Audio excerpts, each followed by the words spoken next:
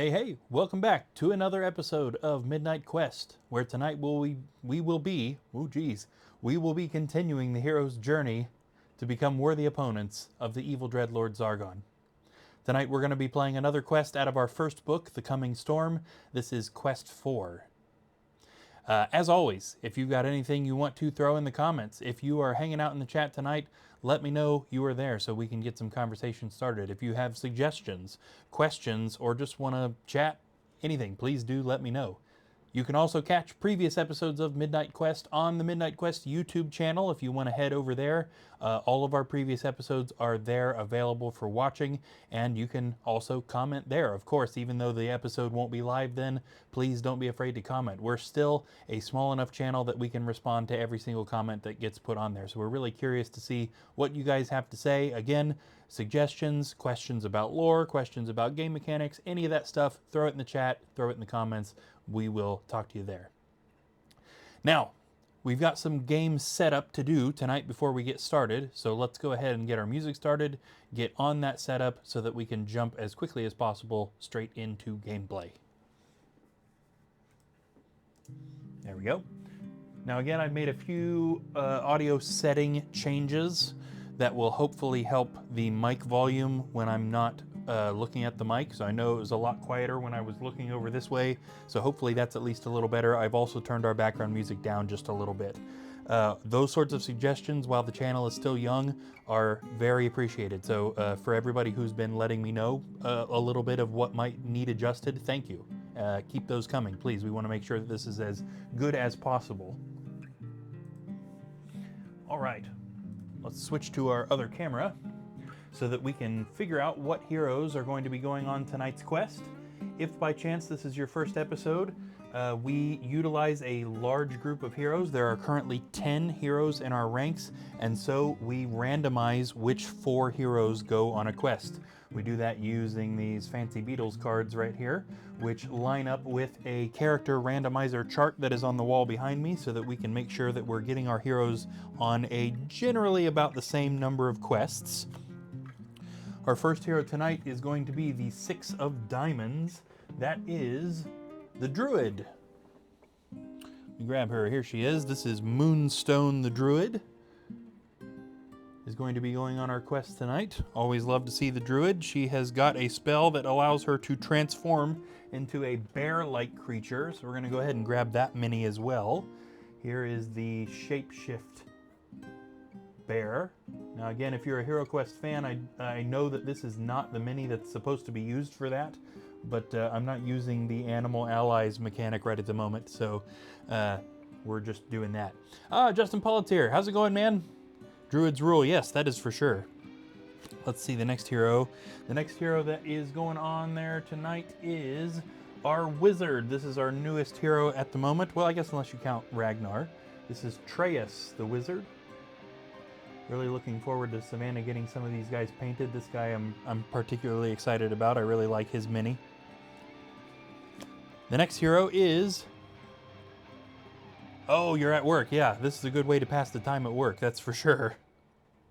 No fun, man. 4 of Hearts is the Elf. Valerna the Elf. Here she is right here. For some reason, I struggle with her name. I forget her name all the time, so hopefully in the last quest I didn't do too bad with that. Hopefully tonight I'm also not too bad about saying Valerna. And finally, the Jack of Hearts is the Dwarf. Here he is. Hogard Redmantle, the Dwarf. It's a pretty decent lineup right there. That's just about the classic HeroQuest lineup. When does the Orc Bard get to go on a quest? That's a good question. He doesn't come in until quite a bit later. So there's some mechanics in the Spirit Queen's Torment that introduce that character, and so I went ahead and waited until that book to introduce that character. Now, also, this is, speaking of the things that I've changed, because I've changed so much about this game, I recently made the decision to remove the Orc Bard from the game. And it's because I feel like it opens a dialogue that's a little bit weird about the morality of killing monsters. are some of them not evil? And while I feel like that's definitely a good discussion for novels and all sorts of things and Dungeons and Dragons things, I think can delve into that with a more meaningful thing. For this, it felt like it was much easier for a lot of reasons to just say monsters across the board are evil. There aren't good guy monsters.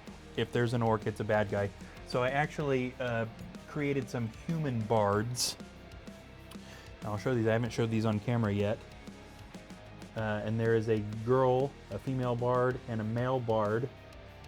Now my 5-year-old son helped me design these. These were designed on Hero Forge. And several people have pointed out the phone camera is not doing a good job of focusing on this guy. Several people have pointed out that this one kind of looks like me, which was not intentional, but it is kind of funny. So these guys will come in eventually. Well, one of them will. Hi, the Goblin should appear at some point. Yes! Oh, that's a classic reference.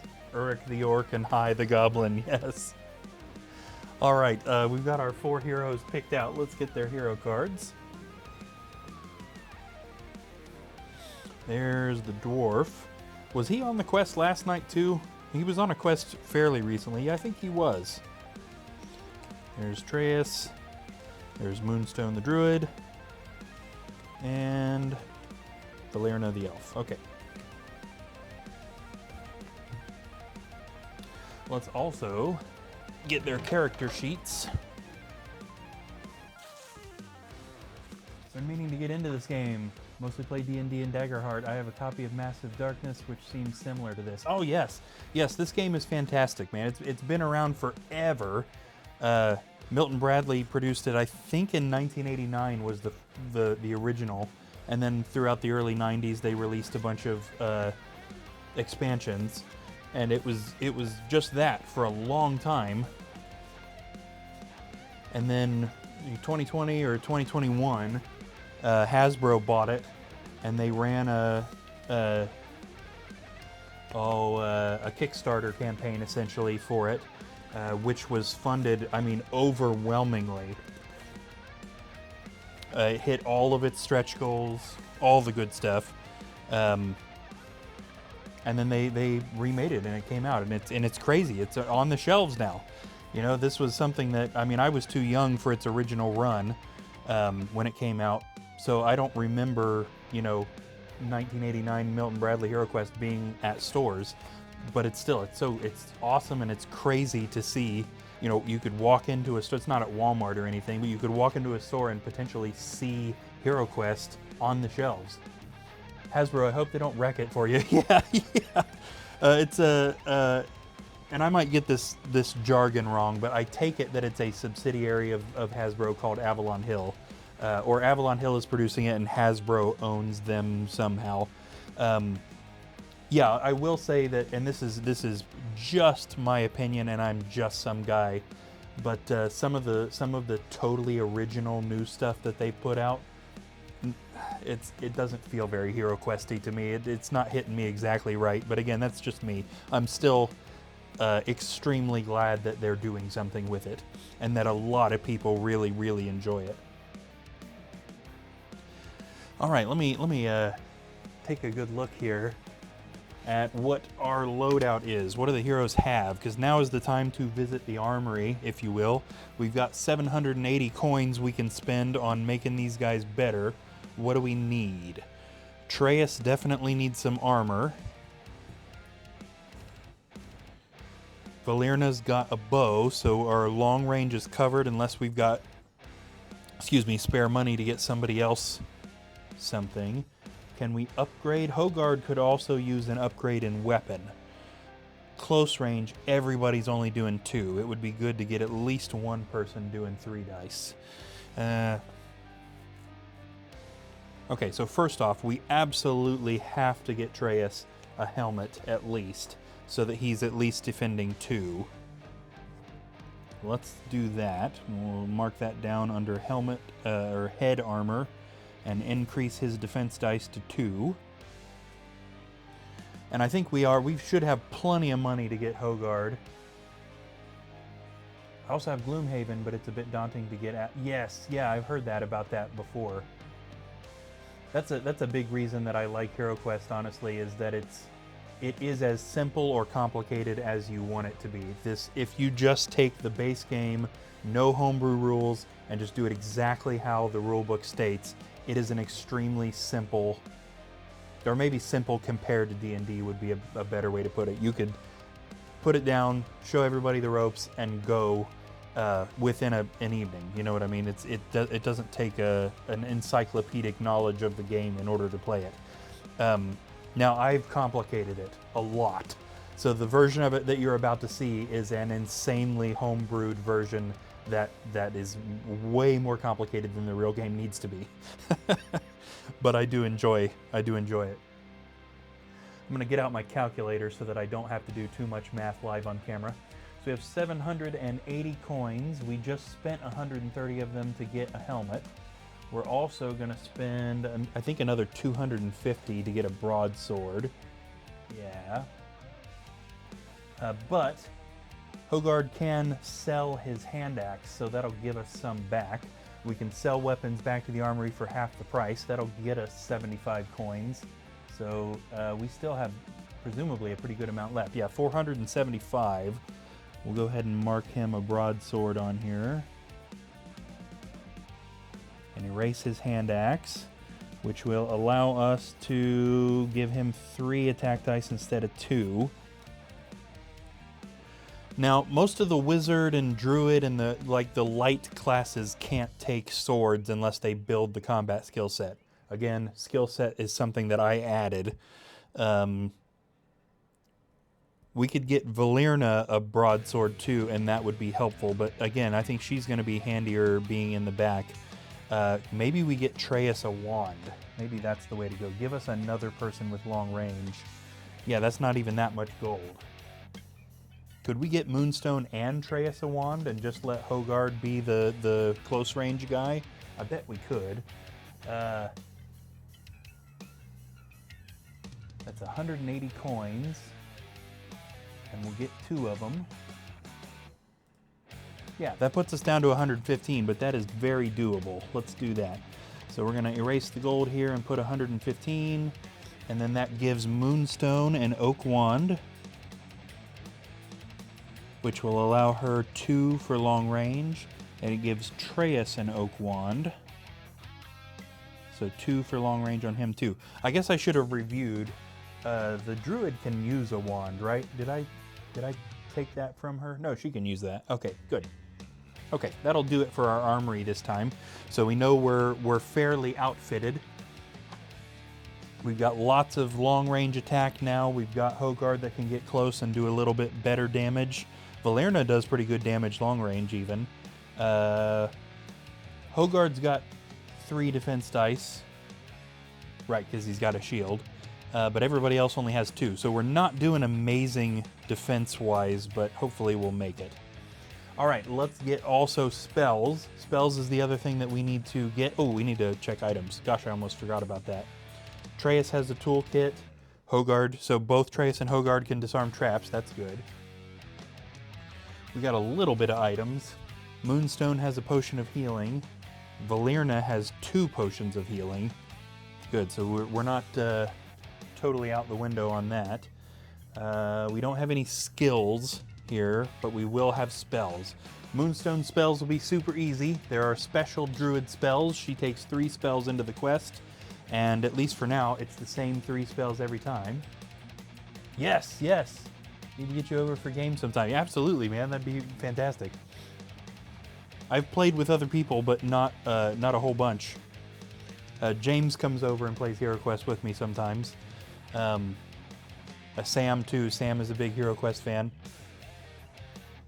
So it's nice for that just occasionally. I like playing this by myself, but I also like having some people, get some guests. If I can figure out a camera situation to have a guest here playing quests too, sometimes that would also be, that's on my to-do list.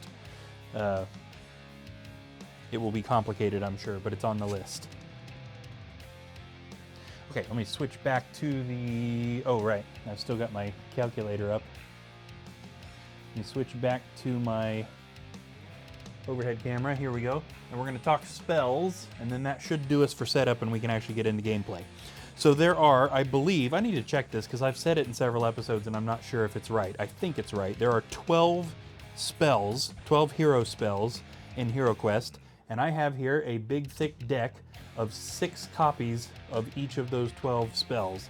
Now, regular Hero Quest would have you give 3 of those spells to the elf and the other 9 to the wizard, but we do a random allocation instead, and I just find that affects the gameplay in kind of a fun way. It means that the heroes might get doubles of certain spells, it means they might get a lot of useful stuff or a lot of garbage, and it has a direct effect on what the heroes can and can't do to make it through the quest.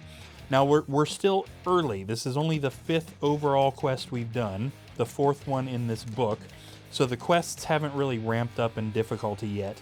The last 2 episodes were pretty easy quests, and this one's definitely harder than either of those 2, but it's still fairly tame. You know what I mean? These were meant to be played in order to kind of introduce people to how to play the game and not overwhelm them too bad. Although I do think that the very first quest, the trial, which would have been our episode 2, is an extremely difficult opening quest. Oh, here, we typically play something every week, usually on Saturdays when I'm not stuck at work. Yeah, that makes sense. Yes. This has given me a nice excuse to play this more often. James and I have been playing it at least once a week for the last, well, whenever Avalon Hill released the remake, we've been playing it once a week. And then we've taken breaks here and there, like when Afterwinter album gets, really deep into production. A lot of times we take a break from this to focus on that. Definitely need to get him over here to play. Okay, so for these, we need Atreus should have 8 random spells, and then Valerna gets 3 spells, but she does get to pick one of those by name rather than it being random. So let's just do that in order that they were drawn. So for Atreus, his first spell, and again, we're going to randomize this too. So we've got four piles here of spells, and we're going to use a regular deck of cards to determine which one. So the suit determines which pile, so this is going to be pile number 1, and then the number determines what card in that pile. So this is going to be pile number 1, card 13. 1, 2, 3, 4, 5, 6, 7, 8, 9, 10, 11, 12, 13 is Heal Body. That's been the first spell we've drawn several times. That's interesting that keeps happening consistently.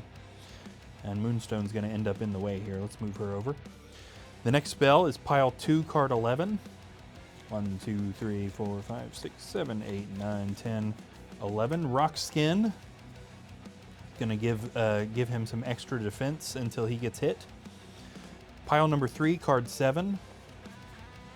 1, 2, 3, 4, 5, 6, 7. Courage gives him some extra attack until he no longer has monsters in his line of sight. Pile number 3, card number 2. Ball of Flame is a pretty good offensive spell. That's half his spells. Here's number 5. Pile 3, card 12. 1, 2, 3, 4, 5, 6, 7, 8, 9, 10, 11, 12 is Fire of Wrath. It's kind of like a weaker version of Ball of Flame.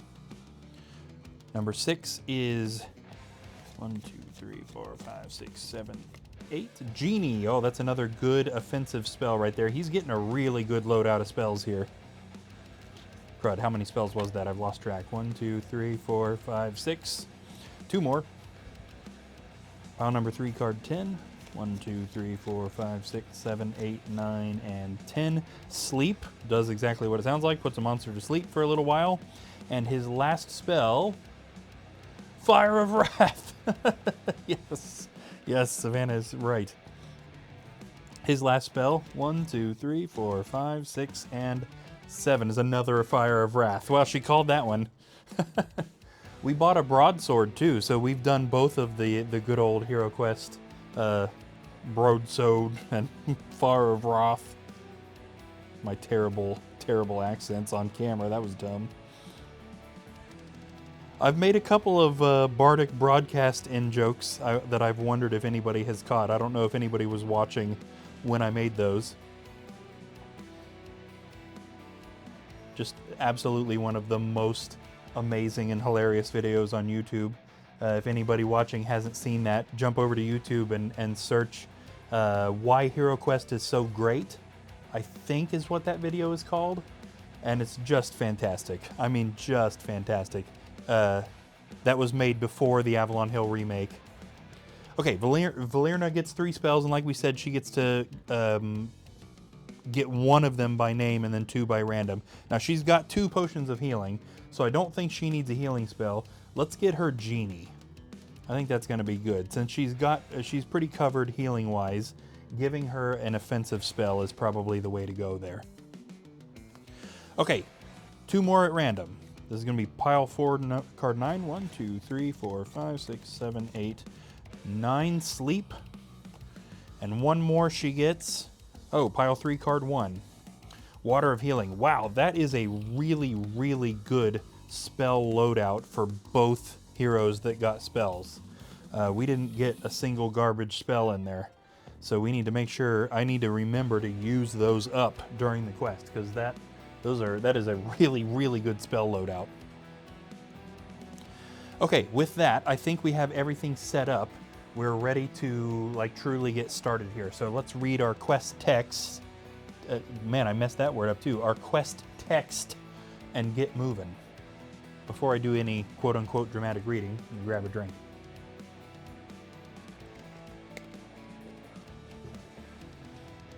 Okay.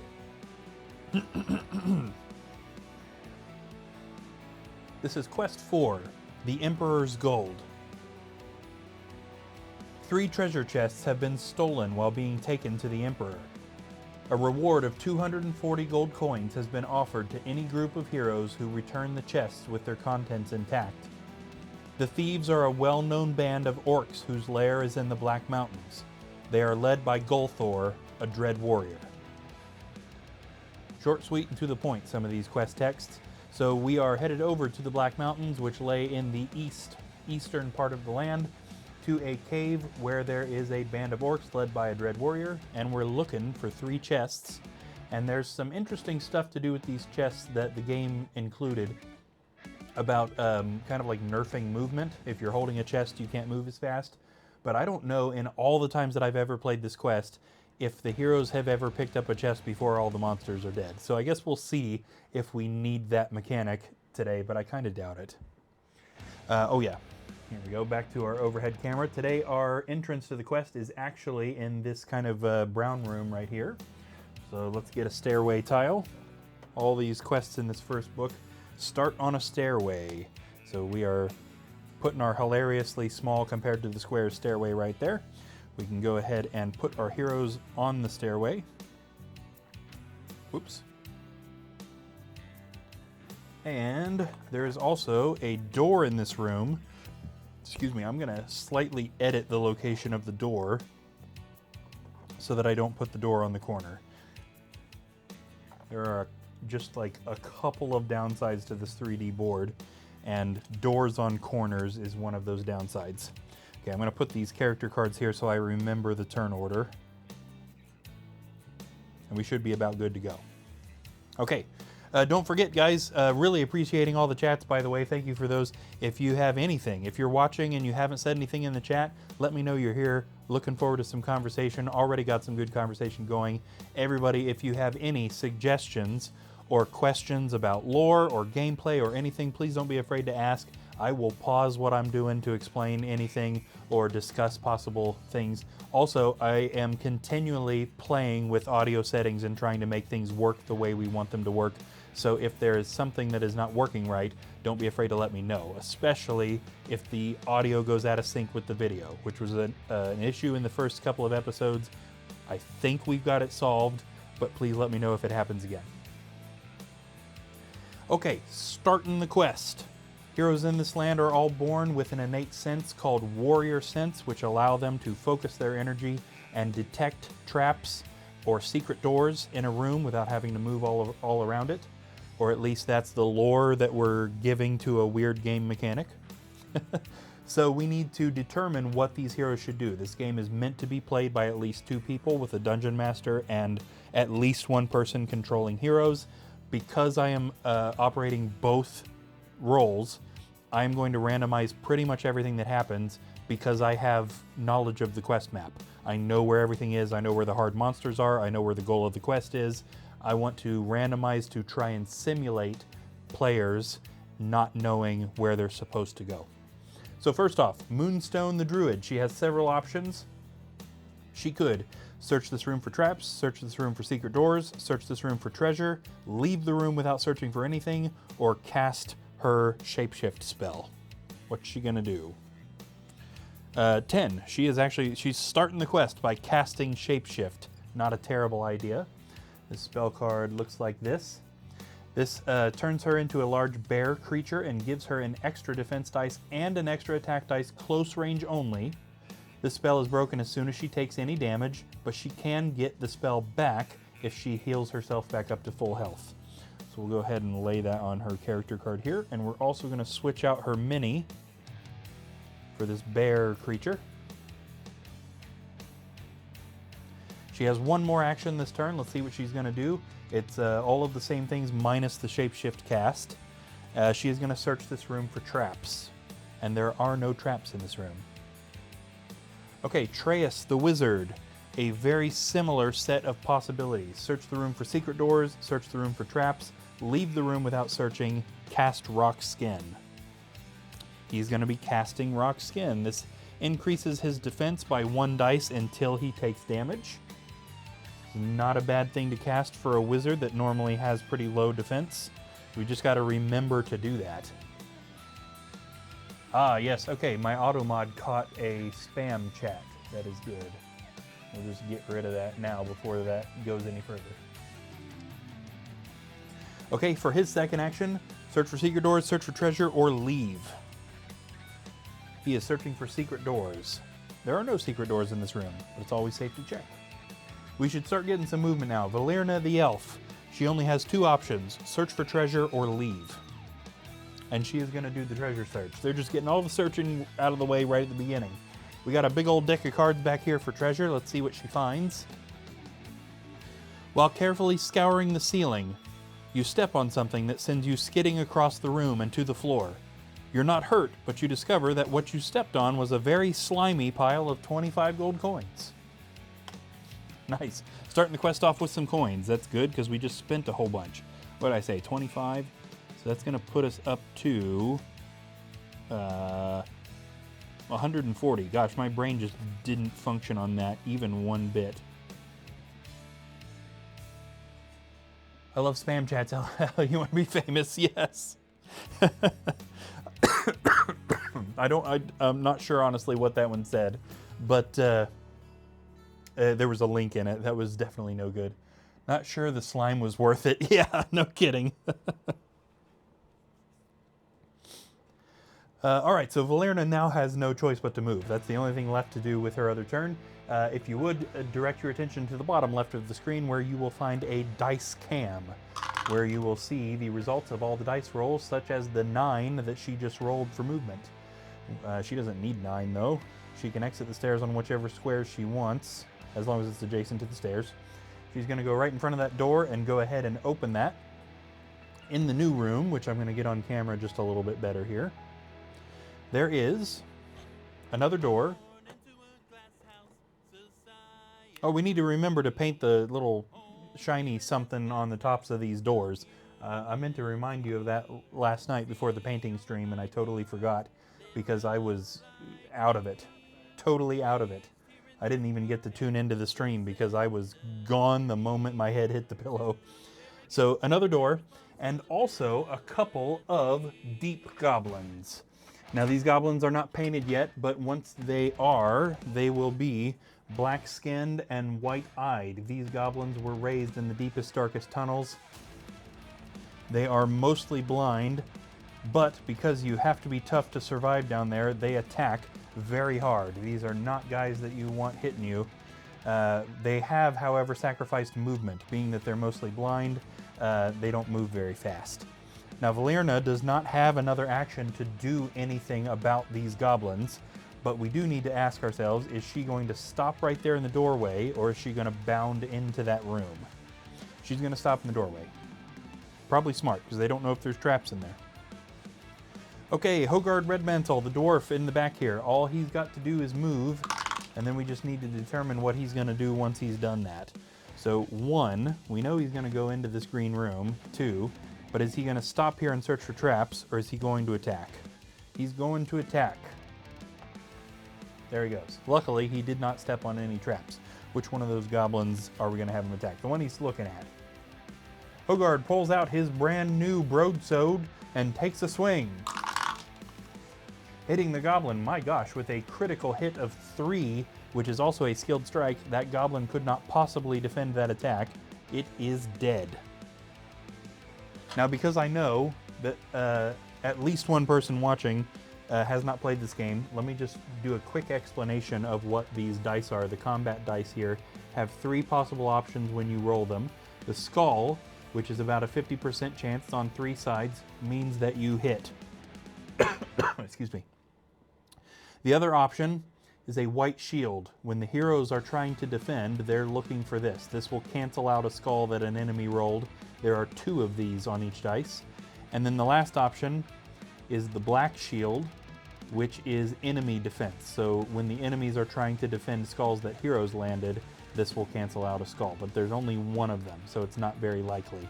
Now, a goblin only rolls 1 dice, which means even in the best case scenario, it can only block 1 skull of damage. So a 3 skulls of damage, that guy is dead. Hopefully that makes sense.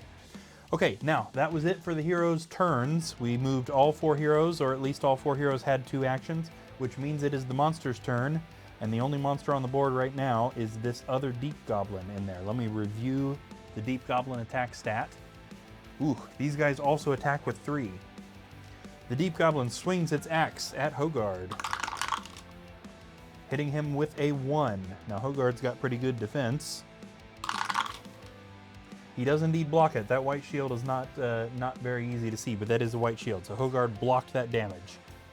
Interesting, seems simple enough. Yes, so all of combat is done with those dice. You either roll with the movement dice, or attack with the combat dice, or defend with the combat dice.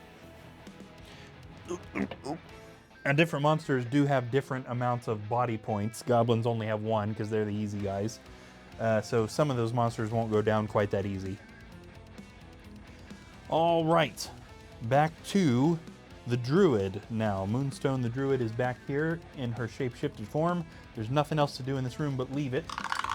So let's get her over here. 1, 2. Now nothing has been searched in this green room. Is she going to stop and search?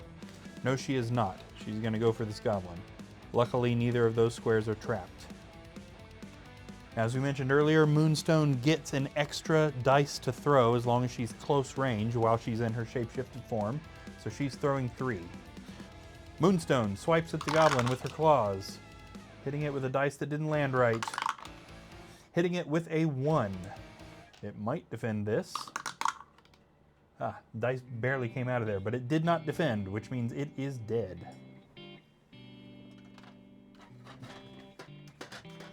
Easy monsters just in this room.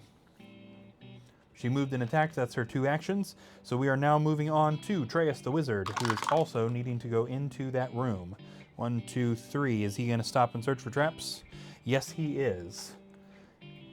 Treyas searches the room for traps and finds none. Valerna. She can search for secret doors from her current location. Are we doing that? Secret doors or move?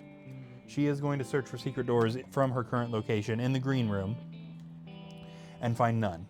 So her second action has got to be move. 1, 2, 3, 4. She's going to approach the door right here and open it up. Now, interestingly, too, these doors here, they do actually open, but I find that door to just be kind of in the way of the squares. So when the hero opens a door, I typically just remove it from the board. Okay, out in the hallway, she can see a wall right here, which just means she can't go any further that way. Also, if we move the camera a little bit down, there are a couple more walls here and here. Keep killing goblins and David Bowie might show up to wreck you.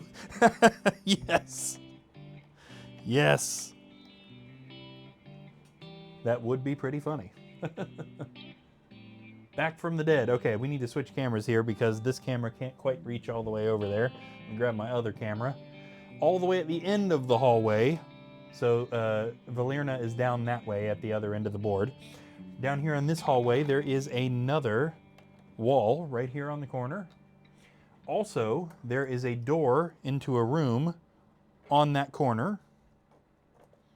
Corner doors. You can kind of see why this is a problem. Now we've got this weird little extra gap right here, which we can sort of put a wall in. Close enough. I need some short walls is what I need to do. I need to get some more of these walls and shave them down. And then the only other thing that is in this hallway is also down here by this door. And that is, find them, an orc archer. Pretty fantastic Avalon Hill mini right there. An orc with a bow who is standing right here in front of the door. Okay. Back over here with the heroes. Valerna has just opened the door into this hallway. These are all the things that she can see. Now she has movement to go out to the hallway, but that area has not been searched. Is she gonna stop? No, she's walking into the hallway despite it not having been searched. How many did she move? She was standing in the doorway. 1, 2, 3, 4, 5, 6, 7, 8, 9 completes her movement, and luckily none of those squares were trapped. Now, she does have a bow, but that orc is out of range. That orc is clear down here, and she is several spaces that way. Now, the original hero quest would have let you attack that. That is another change that I made to kind of nerf long range, because that seems pretty unlikely unless that hero is an extremely good shot to be able to shoot that far. That is lots and lots of spaces, so not within range yet. One more, Hogard, the dwarf. He's standing right here. What can he do? It's either treasure or leave. What are we doing here? He's gonna leave. A dwarf not interested in treasure? What kind of dwarf is that? And he didn't roll very much either, so he's not leaving very fast. 1, 2, is he gonna stop and search for traps? No, he is not. 3, 4. However, now that he is in the hallway, he has a second action. He can either search for traps or secret doors. Which one's it gonna be? He is gonna search for traps now that he's standing out here. And for this entire hallway, so from this square right here, all the way down to this square right here, no traps. I'm gonna grab another drink here real fast.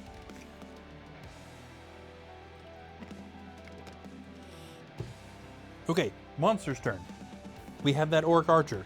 Now the orc also cannot shoot at her from where he is, but he can move, and he might be able to shoot at her after he has moved. So orc archers, I imagine, move 8 squares. I'm gonna determine that for sure before I do anything. Yes, 8 squares. So let's get him on the move. There we go. 1, 2, 3, 4, 5, 6, 7, 8. We moved him off camera. He's not on this camera either. He's in a dead zone. Here he is. Now, I think he's still a little too far here. 1, 2, 3, 4, 5, 6. Yes, not quite. Oh, Justin Paul says, the internal struggle of deciding to stop for treasure and getting the job done. Yes, 100%. Yes. That makes sense for a dwarf. He knows he's trying to get to those treasure chests. That's what he's doing. Okay, so the orc can't quite do anything. He's still quite not in range. Back up into our room here. We are looking at Moonstone the Druid right here. She has those same options, treasure or move. She's doing treasure. Now, I'll be honest, she's kind of not the smart one to do treasure, because if she hits a trap, she's gonna lose her shapeshift before she really gets to benefit from it. So let's hope this is not a trap or a wandering monster. She finds, placed carefully on a rack, you find an ornate but obviously blunt dagger. The dagger is worth 25 gold coins. Awesome. Go ahead and stick that on here. That puts us up to 165 coins. And then she can go ahead and move now that everything has been searched in that room. 1, 2, 3, 4, 5. Just about perfect out into the hallway. Atreus the Wizard. He's still standing up here in the green room. He can get moving. 1, 2, 3, 4, 5, 6, 7, 8, 9, 10. 3, 4, 5, 6. The orc is just out of range. He still can't quite get to the orc from where we're at. We'll move the camera over a little bit now that we've got most of our heroes out here. So he still can't do anything to that orc, but he can search this hallway for secret doors. There aren't any, but at least he got to use his action. Valerna the elf. Now surely she'll get to within range of that orc. Oh yeah, 10. Now she attacks better from long range, so let's not move her too far. 1, 2, 3, 4. Yeah, that puts her within range. So long range weapons are now 6 squares. This guy is now 5 squares away from her, which gives her a good opportunity here.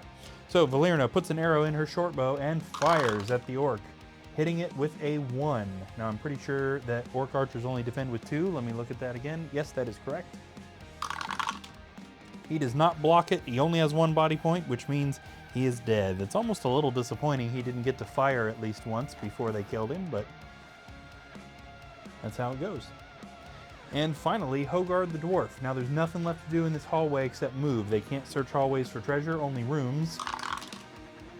So let's get a move on. 1, 2, 3, 4, 5, 6, 7, 8.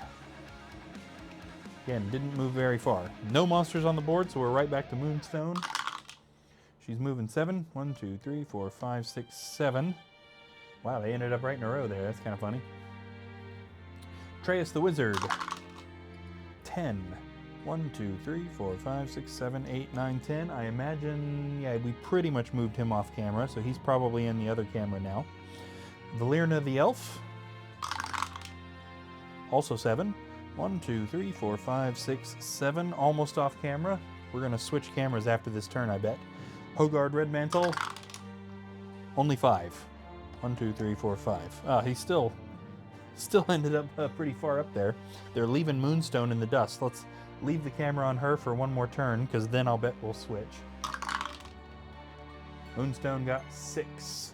1, 2, 3, 4, 5, 6. That's wild that, again, they ended up all right in a row. We're still kind of in the dead zone there. Yeah. All right, this is Atreus, who's in the lead. Surely he's going to get to the door or close.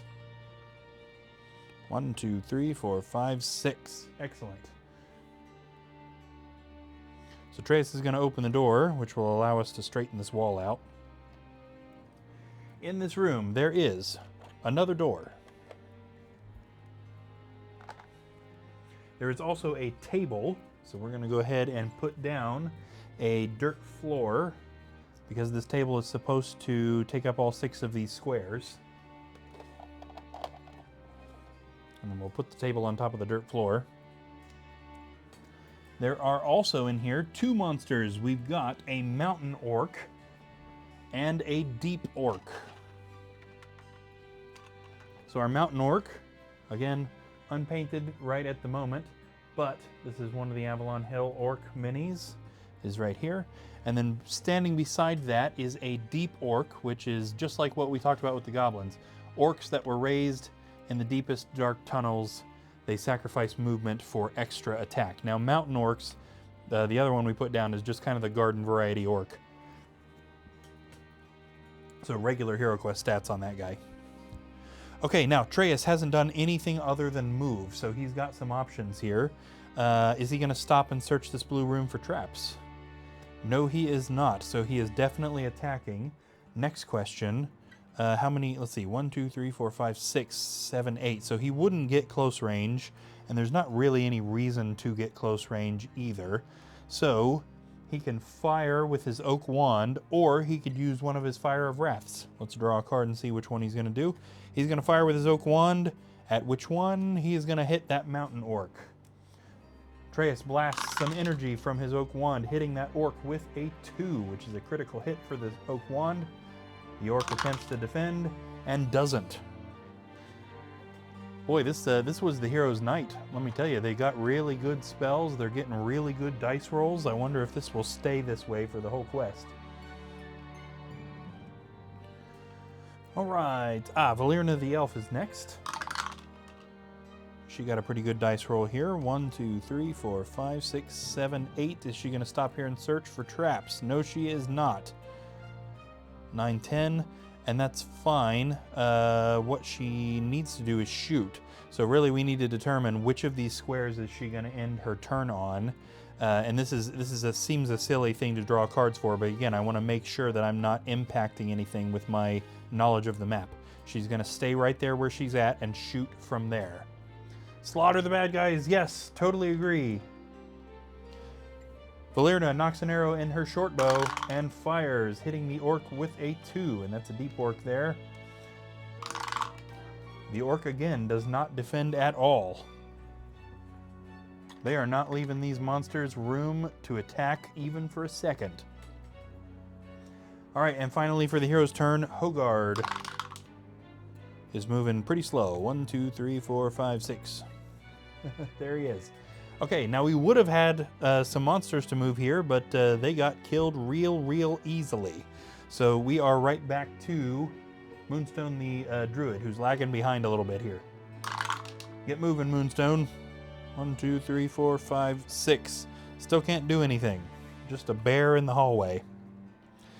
Dreas, are we searching for traps, searching for secret doors, or moving in? King is a redraw, I'm afraid. He's gonna move in. Now, once he's in there, is he just gonna, is he moving for the purpose of searching for treasure in there, or is he moving to go to the other door? He's doing the treasure. 1, 2, 3, 4, 5. Luckily, none of those squares are trapped since they didn't bother to search. I'm gonna go ahead and stick a treasure marker in there. Let's see what he finds. Oh no! He has found a wandering monster. Now each quest has a unique wandering monster. When they draw this from the treasure deck, that monster pops out from wherever it happened to be hidden and attacks immediately. The wandering monster in this quest is a Deep Femur, which is definitely not the kind of guy you want attacking you. So this Deep Femur, we'll show him to the camera here. Now this is one of the original Milton Bradley monsters. You will not find this guy in a modern version of Hero Quest. I take it that they are something from Warhammer. The original Hero Quest was tied to Warhammer somehow, and the new stuff wasn't. So they weren't allowed to do that. Ah, oh, we've got another bad message there with a link that nobody should click. The auto mod didn't catch this one, I guess. Okay, so the Deep Femur pops out. And this is not just the regular Femur. Again, this is a deep monster born in the deepest parts of the tunnels with extra attack. This guy attacks Dreas immediately, hitting him with a 2. I believe Dreas only has 2 for defense. However, his rock skin gives him a 3rd dice to roll. But he still does not roll a single white shield, so he takes both of those damage points. This drops him to 8 body points and gets rid of his rock skin spell. Definitely not a good attack right there. All right, moving on. We are now at Valerna. Now she has some options here. Search for traps, search for secret doors, or help fight that Femur. She's going to search for traps. It's almost pointless since Dreas stepped on pretty much every square. There are no traps in here. With her second action, secret doors or attack the Femur. Secret doors. Yeah, she's like, you can handle it. You triggered the guy. I'm not helping. No secret doors in this room either.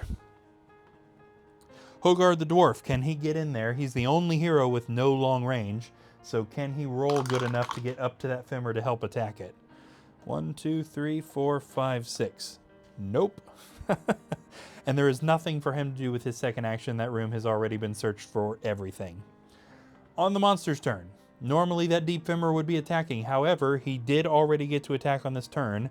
Just because he was a wandering monster, his attack got moved up to earlier in the turn. So he doesn't get to attack, but if he survives to the next monster's turn, he will.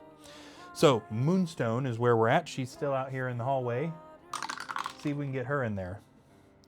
1, 2, 3, 4, 5, 6, 7, 8. Now, she didn't get close range, but she does have a wand. Now, if you can imagine this, imagine a bear pulling a wand out from some place in its fur and shooting some magic from it. Oh, come on, dice.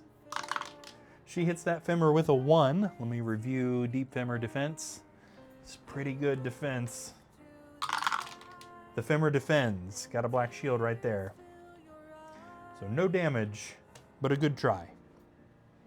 That's surprising. You'd think he would have got hit because the femur can't have possibly seen it coming that a giant bear would pull a wand out and fire. Okay, Treyas, right up against that femur. Let's see, he could theoretically get rid of this guy with an attack and a Fire of Wrath. So let's see, is he gonna attack with his staff or use one of his spells? He's gonna attack with his staff.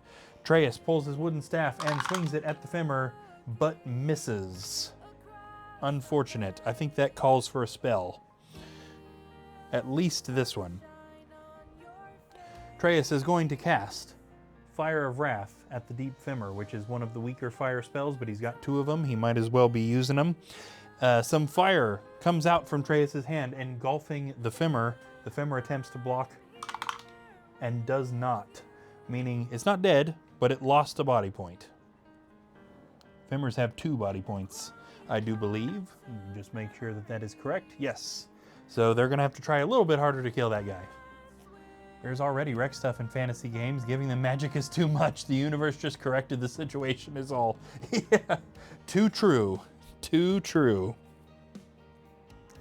All right, Valerna. Now, she doesn't need to do anything. That femur is easily within her sights from her current location. So we are going to have her put an arrow in her short bow and fire. Hitting the femur with a 2.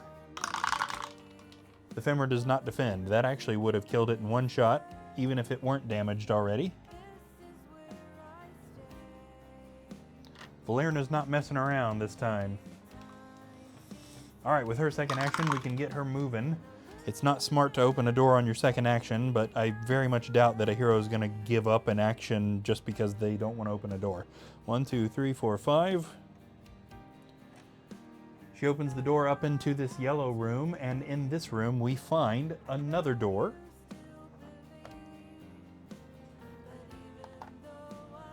And a couple more orcs, actually the same thing that we just had, essentially. A mountain orc and a deep orc.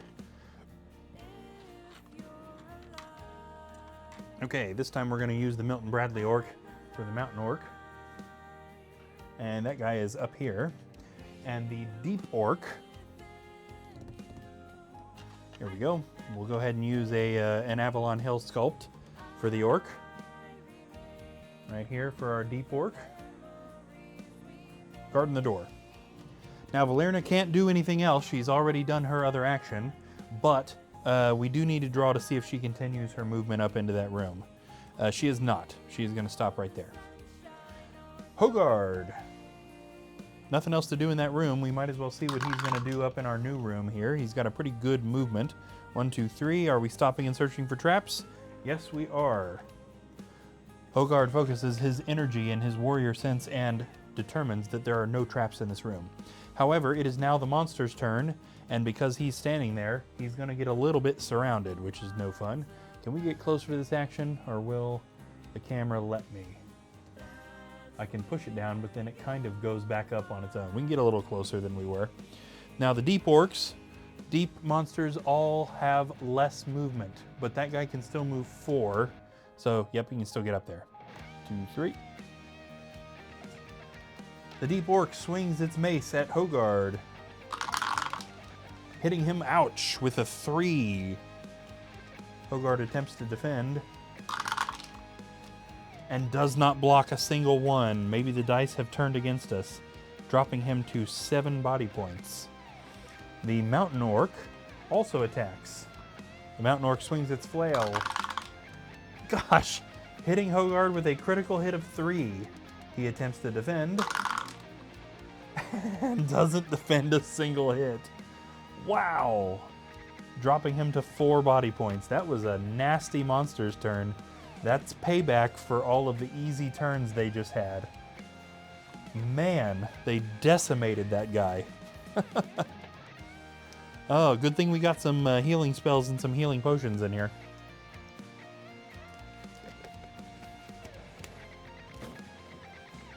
Okay, back to the hero's turn. We are now at Moonstone the Druid. Now she can't get close range, or maybe she could. Let's see. Because she does better close range. Yeah, I think she'd get up there.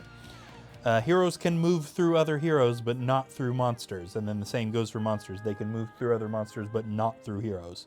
1, 2, 3, 4, 5, 6. So we can actually get her, because she's allowed to move through Hogard, we can get her up close there. Now again, oh, she knew there were no traps there. Hogard did that. Good. Moonstone swings her claws at the mountain orc, hitting it with a 2. The orc does not defend. Gone. Gone, I say. That is mountain orcs, right? Yes. I also try my best to rotate which monsters are getting put out. It's a system I have not quite perfected yet, so it takes a second. All right. Trace the Wizard is next. See if he can get in there and get rid of that deep orc. 1, 2, 3. We'll just stick him right in the corner here because he can shoot. He pulls out his wand and fires at the deep orc. That was wild. Hitting it with a 1. The deep orc defends the attack. Valerna. Now she does do better long range, so let's not get her too close to that guy. 1, 2. Puts an arrow in her short bow and fires. Hitting the deep orc with a 2. The orc does not defend. Dead.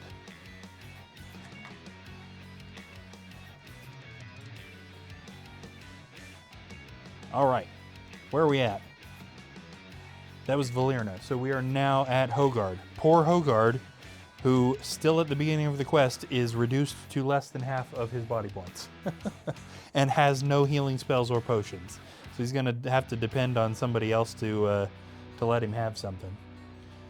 You know what? I think we actually can afford to do that. Now, heroes can pass items between each other as long as they are directly adjacent to each other, and neither hero is adjacent to a monster, which is true. So real technically, before Valerna's turn is over, we can allow her to pass one of her potions of healing over to Hogard. And I think he's just going to go ahead and drink it immediately. So I'm not even going to write it on his character sheet because he needs it. So as his turn opens, he is going to drink a potion of healing, healing him 4 body points. So 1, 2, 3, 4. That puts him back up to 8 body points, which is a much better shape to be in since we're still at the beginning of the quest. Passing items and using items is not an action, so he still gets his full turn here. All right, Hogard, what are we searching? Secret doors, treasure, or leaving? He's leaving. He is just not at all interested in searching rooms for treasure this quest. 1, 2, 3, 4. Opening the door up into this hallway. Let me move the camera here so we can populate this hallway. We got a couple of things that we can do out here. There is a wall here. I like how fluid this seems to play. A lot of games combat kind of drags. Yes, agreed. The combat here is very straightforward. Got another wall, oop, just off camera in that corner. And a couple of doors. So we've got a door right here into this very tiny room, and also a door up into this green room. Yeah, and that combat never changes too. The amount of dice might change, but the function of the combat will not change clear to the end of this campaign. It's just skulls and shields. And then you check that against body points. Nice and easy. All right, Hogard, we've got 2 possible doors, but he's still got his other action, right? Yeah, he didn't search for anything in the room. So what are we doing? Are we searching for traps before we walk out there? Yes, he is. Which is good, because there is indeed a trap out in this hallway. There is a pit trap between the 2 doors. So right here on this square here is a pit trap that the heroes can fall in. Now, just because he's found it does not mean that it's just not there. He would still have to disarm that trap to not be affected by it. Now, he can and Treyas can, but because Hogard is a dwarf, he actually has a little bit of an easier time getting rid of traps. So he would be the smart one to go out there and try and do that. The other heroes could potentially jump over it, but if they fail that dice roll, they fall in and take damage. All right, no monsters on the board, so we are back to the druid. Moonstone, secret doors, treasure, or leave. She's doing secret doors. There are none in this room. With her second action, treasure or leave. She's leaving. Okay, now obviously she should not try and get over that pit trap, so we're going to be aiming her at the door into the green room. 1, 2, 3, 4, 5, 6, 7, 8. She has just enough movement to get up to that door. We'll go ahead and open that up. Can we see the green room on camera? Yeah, fairly well. Here we go. We have in this room another split path. There is a door here. There is also a door up here.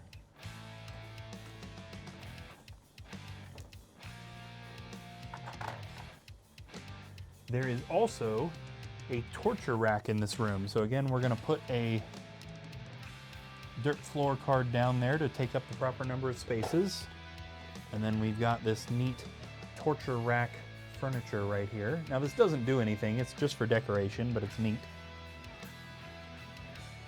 And we also have 2 mountain goblins in this room. So these are just garden variety goblins, easy guys. These are the easiest monster in the game. These guys are painted. We'll show this off, Savannah's paint job here. These are both Milton Bradley sculpts. I can't figure out how to get these straight. I guess it doesn't matter. But these are just nice, easy, normal goblins.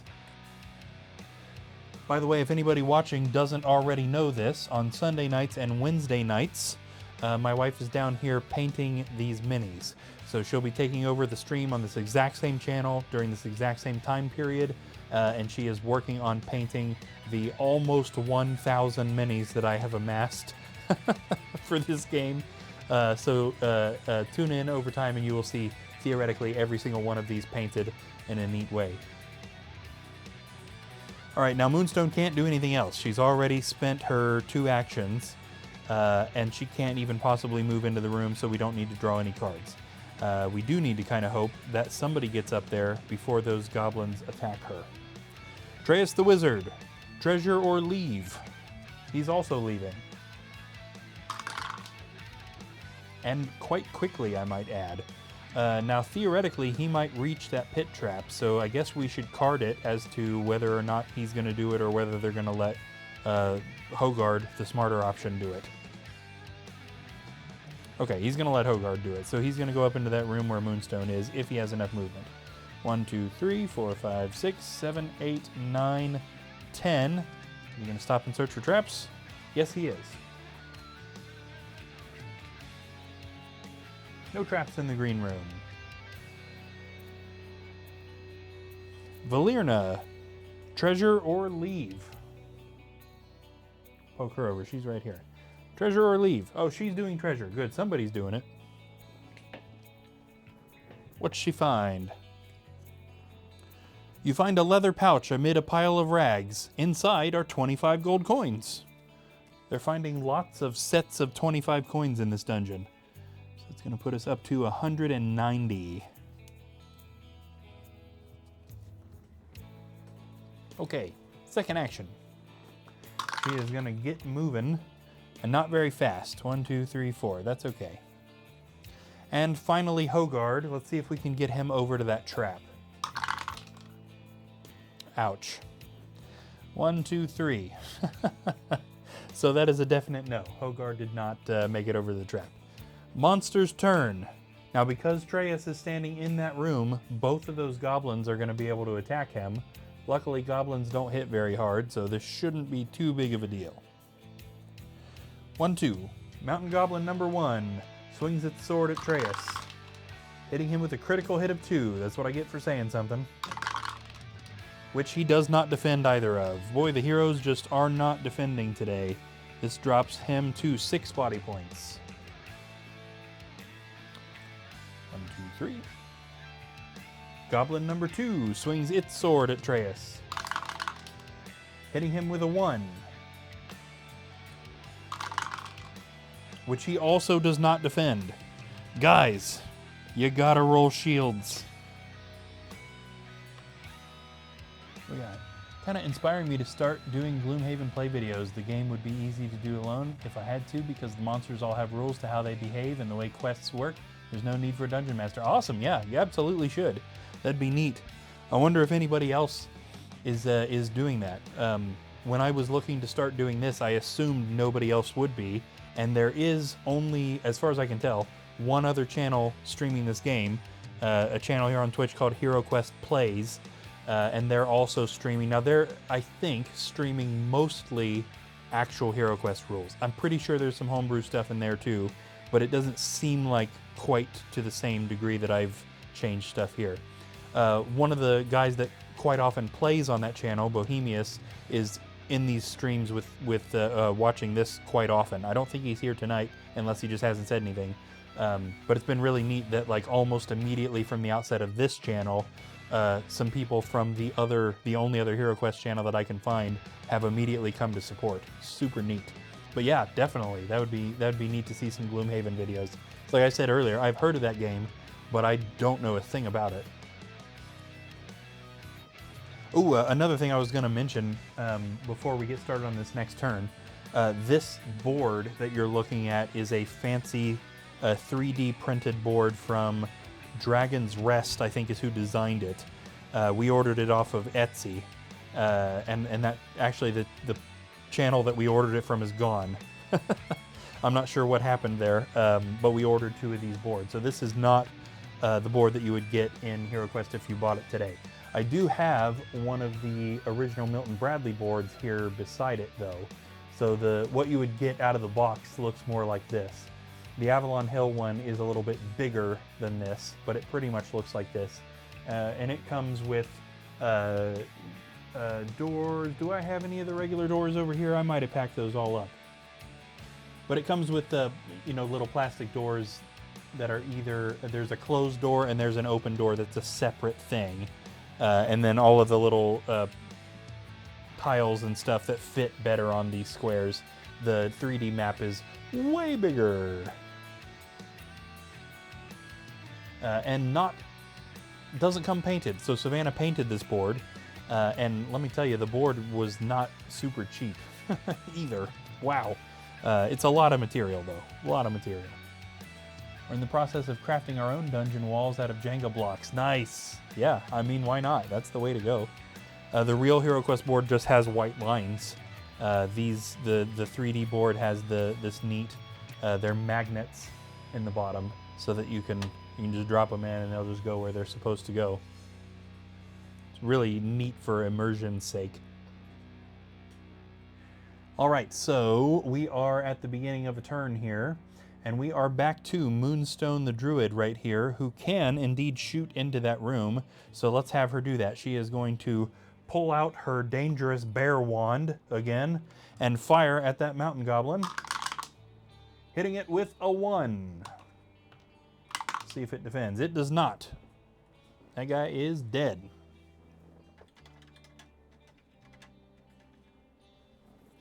There we go. Let's see. She's looking into the room too, so she might as well do a search. Secret doors. Are there any secret doors in the green room? No, there are not.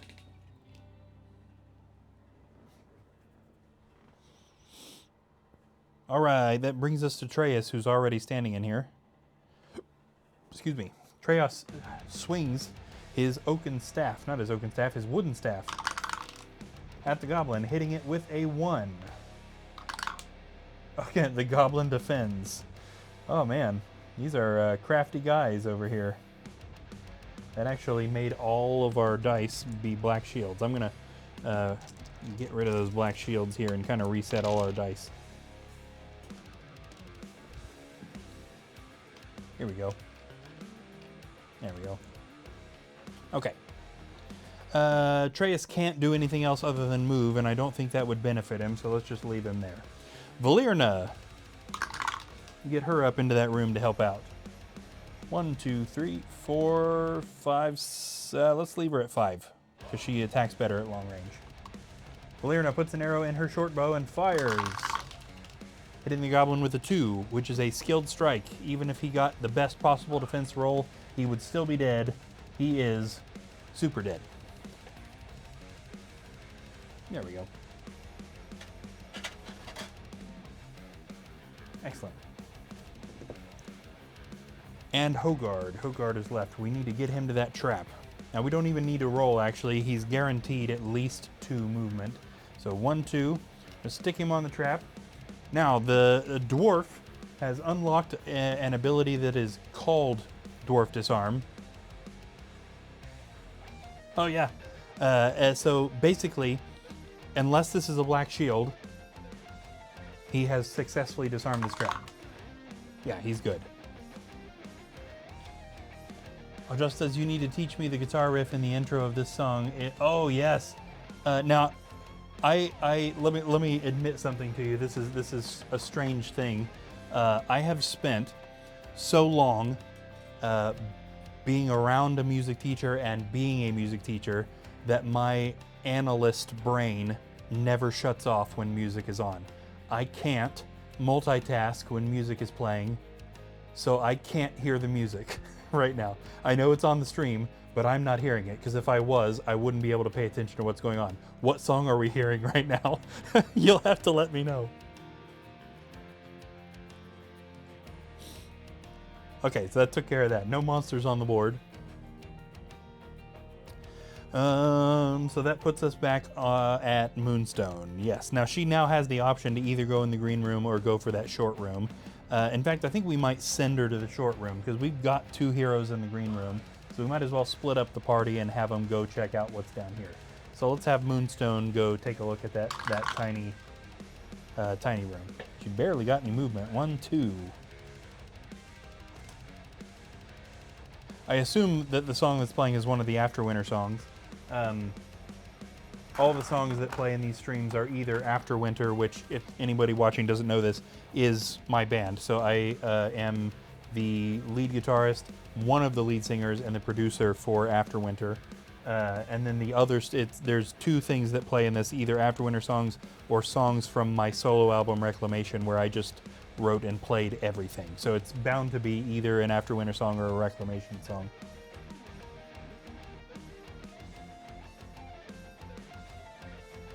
The theme song for this show also is something that I made, which is neat. I really enjoyed doing that sort of stuff. Moonstone is looking into the room. She can't go in there, but she is looking in there. So what are we going to search, Moonstone? Traps or secret doors? We're going for secret doors. And there are none. By the way, this room is as it appears. No monsters, no furniture, no other doors. It appears to be empty, and there's no secret doors either. Atreus the Wizard in the green room. Treasure or leave? He's going to leave. Which door are we leaving from? Let's see. Well, he can only, with a 4 movement, he can only reach one of them. So let's just send him to the one that he can get to. 1, 2, 3, 4. Okay. Opening that door shows us the wall we already knew about that's right there. One additional door up here in the corner. That's on camera, but just barely up here. And another wall, which I bet we'll have to move the camera for. I don't think this is going to be on camera. Yeah, just barely again. So there's a very short hallway with another door. Distance. Okay, yeah, so one of the Afterwinter songs. This Distance is in Drop C. So that riff is for sure Drop C. I think that intro riff is a James riff. Da, da, da, da, da, da, da, da. Yeah, that's definitely one that James brought in. I've got tab for it. Remind me about that. I can send you a tab for James's part anyway. We always tab the core rhythm part of the Afterwinter songs because it's often pretty long between when we write it and when we track it. So we're at the 30-second mark. Sounds like Lamb of God almost. Okay, nice. Did James write the verse riff? Yeah, I think he did. The da da da da da da da da. I think, yeah, I think he wrote everything in that song except the chorus and the pre-chorus. The da da da da da da da da da da da. Either way, lots of really neat riffs in that song. That is for sure. But yeah, I've got tab for that I can send to you if you remind me. I can't. I'd have to send it from the studio. I'll be honest with you. It's been, when we tracked the guitars for this, it would have been the beginning of 2024, and I haven't played this song since we tracked it. So just off the top of my head, I'm also not sure how to play it. But we've got, that's another reason we tab it, so we can come back and look. I don't know if you checked out too, there's a video on the Afterwinter YouTube channel of all of the guitar solos. Well, I know you've seen some of those because I was posting them in the Afterwinter Making of Facebook group too. And one of the reasons that I film all of the leads is so that I can relearn them if I need to, because I know there's a good chance, my memory is garbage. There's a good chance that I won't remember how to play the lead whenever I need to, because it will have been a long time since I wrote and recorded it. And pretty much all of the Boundless songs are like that. Guitars were finished for that album by, you know, April probably of 2024.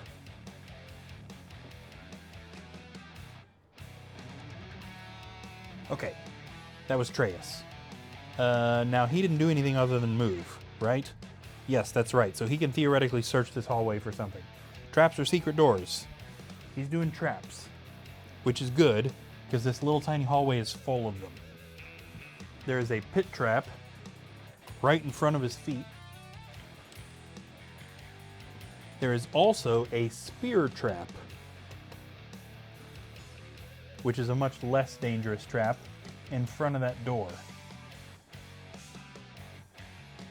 Yes, and that covers the tiny little bit that we have right there. And that is all he can do for his turn. Valerna is also in that green room. Treasure or leave? She is also leaving. She might as well go for that other door. Now we're going to force somebody to search for treasure before they all get past it. 1, 2, 3. She's going to open the door up into this red room. And here we see... Let's get that red room on camera just a little bit better. A door also leading into that blue room. Presumably a much safer path into that blue room. And a wasteland orc. Here's wasteland orcs. Now this is just a variant of orcs. We're going to use the Milton Bradley Mini here again for this. Wasteland orcs were raised either in deserts or just in kind of bad lands, if you will. They are also kind of slow, but they have very good defense. I actually haven't watched any of the making of stuff for this album yet. Was waiting until I had a few playthroughs of it. Only listened once all the way so far. Awesome, yeah. Really happy with how this one came out. It's not the same thing as Paramnesia, that is for sure. And I'll be honest, I wanted to make something like Paramnesia again, and it took me a little while to get on board with the direction. I am especially considering the passing of both Harry and Jerry, and my grandpa. My dad's dad passed away, not during the making of the album, but fairly close to it. So considering all of that, I think the album came out exactly the way it was supposed to, and I'm really happy about it. But it took me a minute. It took me a second to get on board with it. I was looking to do something a little bit more ambitious again, like we had before. But I'm glad everybody, I mean, the response has been overwhelmingly positive, which is always really nice. Valerna, what else are we doing right here? She didn't finish her movement. She only moved 3. So are we searching for traps? Or yeah, she's going to stop right there and search for traps. No traps in that red room. We need to reshuffle our randomizer deck too. Let me do that real fast. This is probably going to be a kind of nasty noise.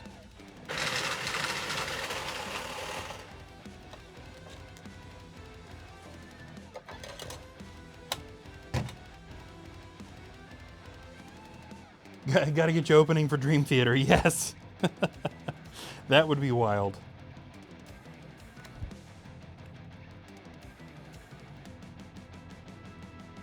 Nah, better than that. Let's just hear them play these songs. That's it. That would be That would be interesting and probably painfully easy for them to play. All right, Hogard. We need to get some more searches done in that little tiny room there. 1, 2. Now they know that there's nothing else going on in this room. No doors, no monsters, no furniture, no secret doors. There is no need to step on any square other than the one that he is currently stepping on, which also means there's no reason to search for traps, because that's the only square they need to step on. If it isn't trapped, then they don't need to worry about it. So he is going to search for treasure. Let's see what he finds. He found a heroic brew, and obviously took home all the winnings. Because after all, who's going to argue? A heroic brew is heroic brew is a very neat potion that allows the heroes to attack twice in one turn as a single action if it is drunk. We've already actually used one, not in this quest, but in a previous quest. Very handy potion, for sure. Oh no, Mormons! Yeah, that would be wild. Such an odd feeling hearing someone play your music, especially if they're better. Adam would take stuff I write and make it amazing. Oh yeah, that's interesting, for sure. And that's something that that I've experienced, at least with Right Way, I think anyway. And that's actually thanks to you, actually. So it's there are very few people around here that care enough to try and learn, you know, a Right Way thing or a bio thing or an Afterwinter thing. So the few times that you've taken one of those things and worked on it and played it has been mind-boggling for me. It's so neat, exactly like you just said, to hear somebody else play your riff, because I know it takes a second to be able to play that stuff. So for somebody to commit the time to learning something that you wrote is really meaningful. Where are we at? Oh yes. Monster's turn. Got this Wasteland Orc up here. Now, again, Wasteland monsters are slow. Can that Orc get to Valerna? 3 spaces. Yes, it can. 1, 2, 3. That's the max of its movement. But that Orc swings its cleaver at Valerna. Ooh, hitting her with a critical hit of 3. Ouch. She can't defend all that. She defends 1 and takes 2. Luckily, she was at full health, so that only puts her down to 8. I can still play most of the Escape rhythm. I did that acoustic cover of Empire's Fall. Yes, I knew there was something else other than Escape. I just couldn't remember what it was. Yes. That's super neat. I think I could play most of Escape too. I remember the Right Way stuff way better than I remember anything else. Probably because we spent so much time playing that stuff live. I could play bits and pieces of bio songs, but I'm quite certain I couldn't get all the way through a single one. Same with all the stuff on my solo album. I could play bits and pieces. I might be able to play all of Victor's Lullaby, because that one's short. There was a period that I could play all of Paramnesia. I could start it at Sleeping Torment and play the entire album in one sitting.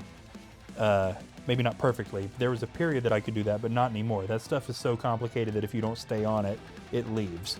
So again, I could play little bits and pieces from that album, but definitely not a whole song. Same with Boundless. I know a chunk of the title track because recently I spent about an hour trying to relearn it, just because I realized how embarrassing it was that I don't know how to play any of those songs, despite having written them. But most of the Right Way songs I could get through still, probably solos and all. That stuff is burned into my brain. The Druid. So they actually know this way is a dead end now. There's nothing down here. So she can go up to that green room. 1, 2, 3, 4, 5, 6, and she can't do anything else, but she's got her second action, which means she can be the one to search for treasure. Let's see what she finds. You pry out 3 small jewels that were set into a stone in the wall. The jewels are worth 25 gold coins. They're just hitting every single one of those 25 gold coins cards. There are other ones in there.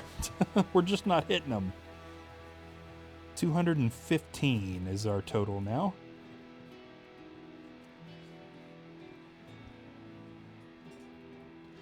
All right, that takes us to Treyas. Now, Treyas has got to know that there's no reason to walk out there unless there's a secret door. So let's have him search for secret doors in that hallway. There are none, so there's no reason to go out there. They can get to the blue room a different way.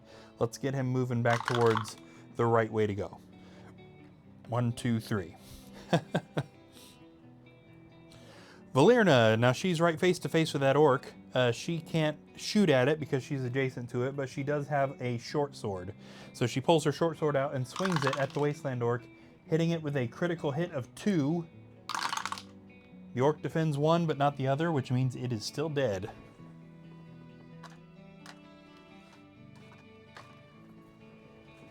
Strange economy, everything 25 gold coins. Yes, yeah, 100%. Yeah, they can find 15 coins, 25 coins, or 50 coins, and then there are 2 cards in there that are 300 coins. But the deck is massive. I don't know how well you can see it. The deck is really, really tall. So it's going to take us, I bet we'll finish this whole first book and still not be all the way through that treasure pile. So it's pretty well divided. It's, let me see if I remember this. 30% potions, 30% gold, 20% traps, 20% wandering monsters. So it's skewed towards positive treasure searches, but the heroes keep potions when they find them, and those don't go back into the deck unless they use them.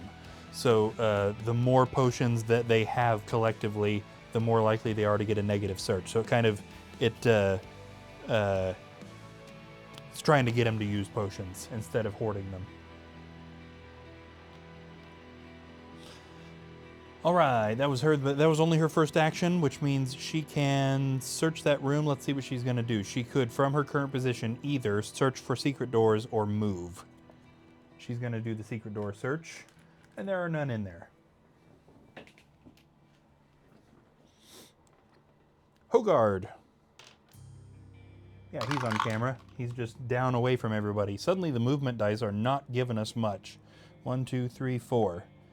Nothing else he can do. No monsters on the board. That puts us back at Moonstone, but I finished my drink. I'm going to grab another drink here real fast. My mouth is going dry because I'm talking a lot.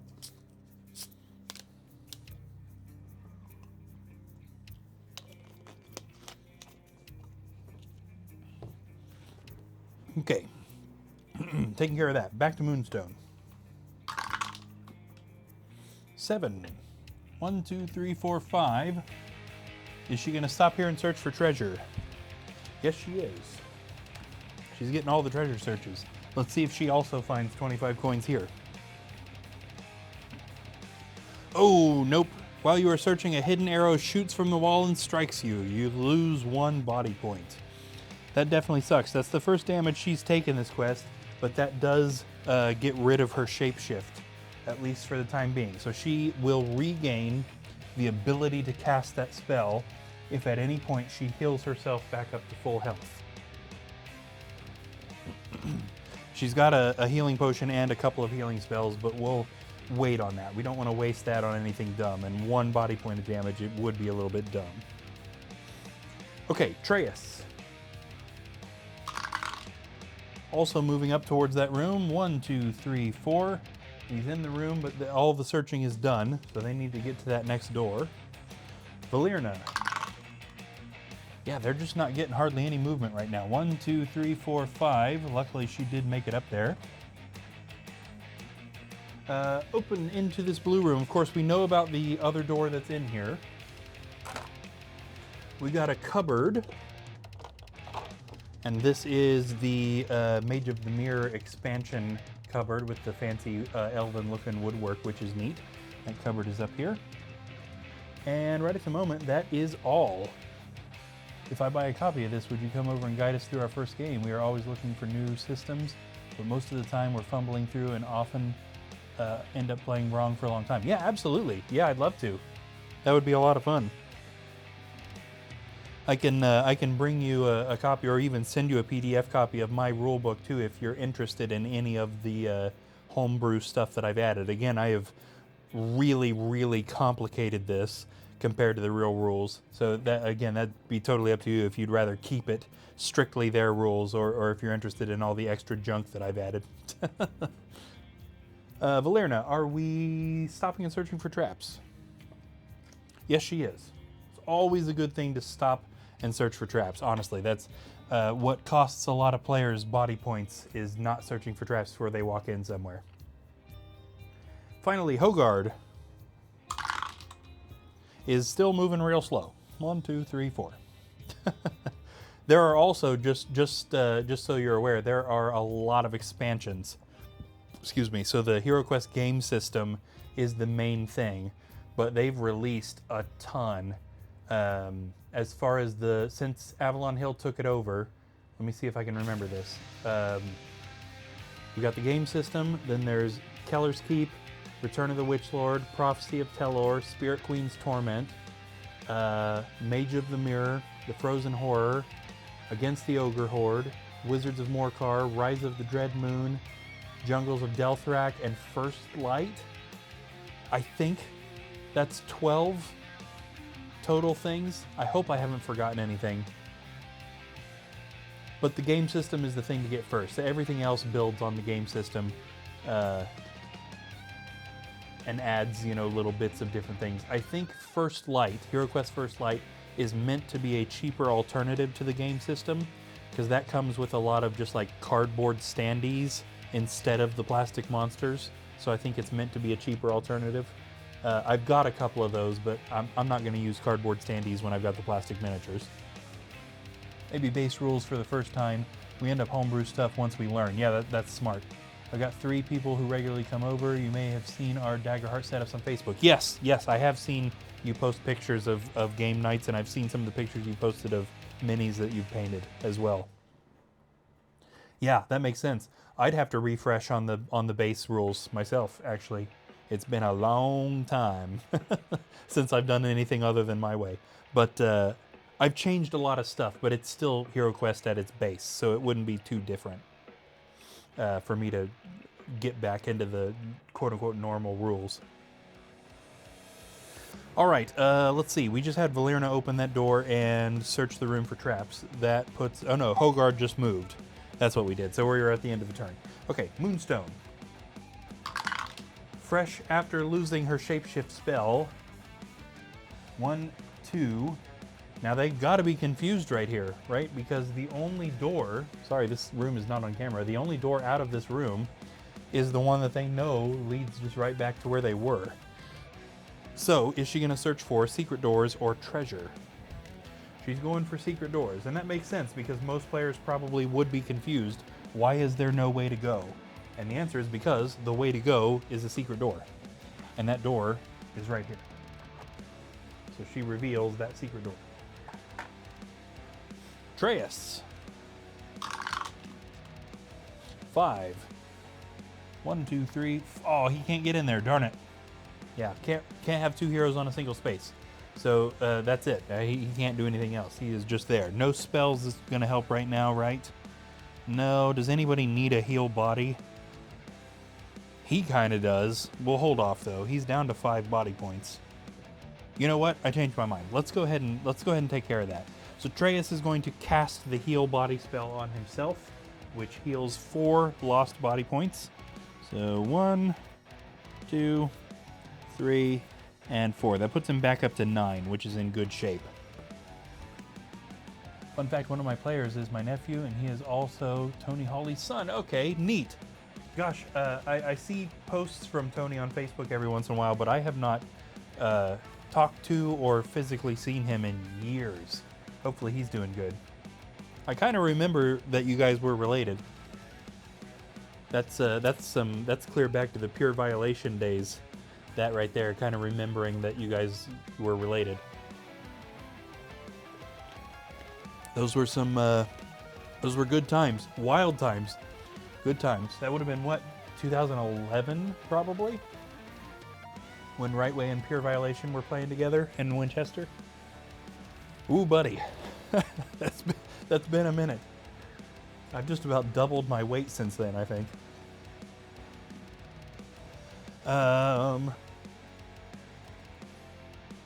I've lost my place.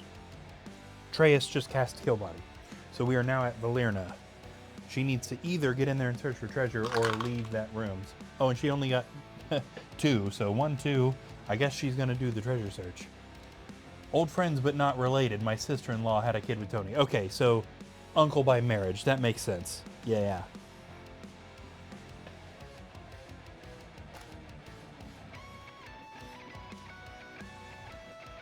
Let's see what Valerna finds. We just make sure there's nothing special in this room. Nope. Ah, Valerna found a potion of healing. So that replaces she had 2 and she gave 1 to Hogard. Now she's got 2 again. Nice. Must have been in that cupboard she found. Hogard. Got a good dice roll there for once. 1, 2, 3, 4, 5, 6, 7, 8. So he can get up to this door, and theoretically he could even go out here if he's not going to search. Okay, so out in this new hallway, we need to adjust the camera again. We're going to be getting to a point that we should probably go back to the other camera. Let's go ahead and do that.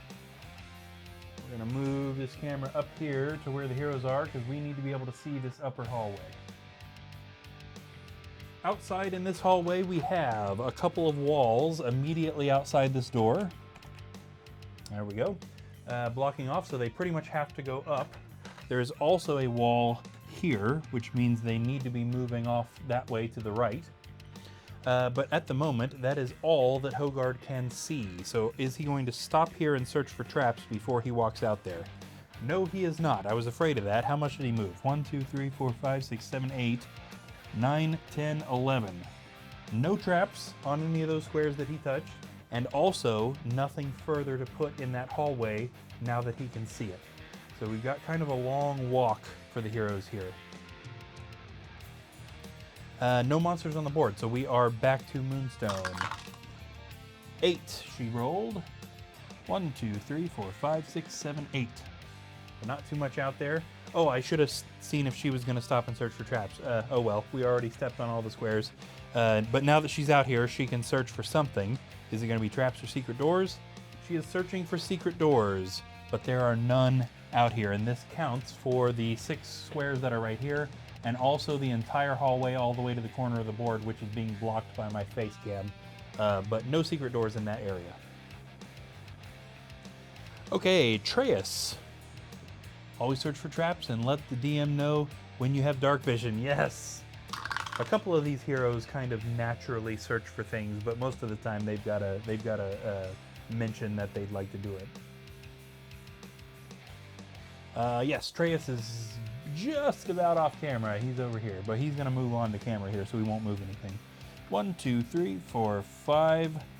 Is he going to stop? Let's just see if he stops right there and searches for traps. No. 6, 7. No. Oh, geez. I said the forbidden thing that people my age aren't allowed to say. Whoops. But now that he's out here, he can search for traps, and in that same described area, no traps. Valerna. 7. 1, 2, 3, 4, 5, 6, and she can't move that last space, which is good because I don't want to say the thing again. No more to search for out there, so they just gotta get up to that corner. Hogard. 5. 1, 2, 3, 4, 5. Moving along slowly but surely. Let's move the camera just a little bit, because until they get to that corner there, there's nothing else to see. Oh yeah, I'm gonna take another drink here. I'm very thirsty tonight. I don't usually have to pause to take drinks this often.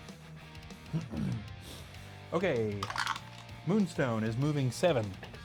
1, 2, 3, 4, 5, 6, 7. She's getting to the extent of my reach on the board too. This board it's really cool, but it's also really big. Take a shot every time they search for traps. Yeah, yes, absolutely. Here we go. Atreus the Wizard. He's moving a pretty decent amount. 1, 2, 3, 4, 5, 6, 7, 8, 9. And he can't move his 10th square because Moonstone is in the way, but we're almost to that corner. Valerna is moving 7. 4, 5, 6, and she can't go the last one. They're rolling lots of 7s. And Hogard is only moving 3. 1, 2. Finally, they're going to get up here. Hey, they're in turn order up there. That's pretty wild. Moonstone is moving 8. 1, 2. Now that she can see down this hallway over here, let's go ahead and populate that hallway so that she can react to it if she needs to. There is a wall right down here at the very bottom of the camera. Right there. And a door leading into this kind of yellowish room right here. Is she going to stop right here and search for traps? No, she is not. She moved 1, 2, 3, 4, and she should have searched for traps because right here where she is standing, there is a spear trap. Now, a spear trap will be removed from the board immediately after it fires, so there's no reason to put a tile there. We need to see if she jumps out of the way of it or if it hits her. This is just going to be a skull. If it's a skull, it hits her. If it's a shield of either color, she jumps. Ah, it hit her. So she's going to take 1 body point of damage, bringing her down to 8 total, and she's just going to stop right there. Ouch, Moonstone, ouch. Now, that doesn't prevent her from taking her second action. She stops her movement, but she can do her other action, which is either going to be traps or secret doors. It would be really smart for her to do traps now, but she's not going to do that. She is searching this hallway for secret doors and finding none. Okay, Treyas, are you any smarter than she is? 1, 2, 3, 4. Yeah, well, yeah, we can force that search now. He can search that hallway for traps and find the only one there was the one she just stepped on, which figures. Valerno. Oh, guys, with the dice rolls. 1, 2, 3. Get some better dice rolls. We got a bunch of movement. We got to get out of the way here. And Hogard, only 4. 1, 2, 3, and he can't. Now, I should point this out. I talked about this in a previous episode, but while we're rolling, I'm just going to go ahead and point this out again. In fairly recent Hero Quest rules, this was not a thing back in the day. Oh, hey, Gohan, how's it going? Now who needs to move? Yeah, true. Good to see you in here, man. As I mentioned in your stream, I didn't get to watch for very long, but my phone gave me a notification that you were live while I was at work, and I was able to pop in just for a second and say, hey. Again, man, that layout, fantastic. Fantastic layout. Really good job on that. Hero Quest has a rule where if there are no monsters on the board, the heroes can all just move 8 without rolling the dice. Yeah, no, actually, absolutely. It's my pleasure to pop in. Really enjoyed that. Wish I could have stayed longer. Now, I don't utilize that rule of the heroes being able to move 8. It makes sense. The rule is called unhindered movement. But I will say that the dice, having the dice means that the heroes will arrive in a certain order. And what order they arrive in affects the gameplay. So as much as it's a pain and it takes a little longer to get the heroes there, I do feel like it's important to know who's moving quick, who isn't, so that the order that they arrive at a room in can properly affect the gameplay. Having said that, who did I just roll that 9 for? I'm pretty sure that it was Moonstone, because she's still standing where she was at the end of last turn. So that's probably Moonstone. Here she goes. 1, 2, 3, 4, 5, 6. And she's going to open the door here into this yellowish room. In this yellow room, we have another door here on the corner. There is also a fireplace. Another really fantastic furniture piece that comes with the game. I think this is the Mage of the Mirror expansion variant, I think. But neat fireplace here that goes up here. There are also 3 orcs in here. 2 mountain orcs and a swamp orc.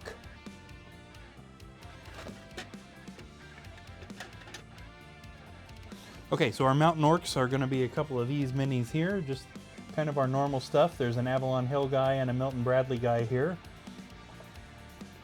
And then our swamp orc is guarding that door. Now, as you'd imagine, swamp orcs were raised in the densely forested dark swamps. So they are also kind of similar to the deep monsters. They are partially blind, making their attacks much worse, but their defense is lowered. So they're still pretty fast, but they're not very good at defense. The mountain guys are just the garden variety orc. Moonstone, are we stopping here to search for treasure? Or sorry, traps. Yes, she is. She's gonna search that room for traps and find none. Do they play banjo? Yes. Yes, I feel like they have to.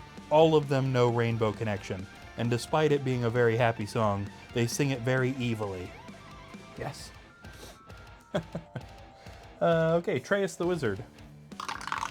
He needs to get moving. 1, 2, 3, 4, 5, 6, and he can't get in there, but only on their knees. Yes. Oh, man. Now, Treus has a wand, so he can shoot as long as he has eyesight, and I would say he can see this guy right here.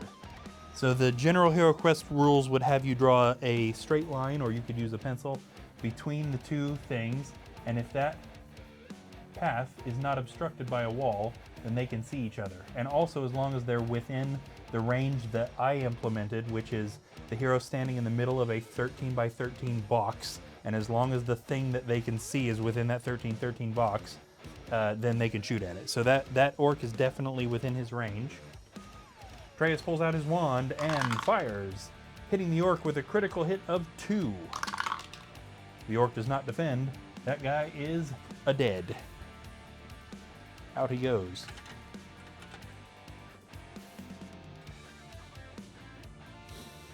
All right. I had the opportunity to play a little bit of banjo earlier Monday this week myself. Rip, yes.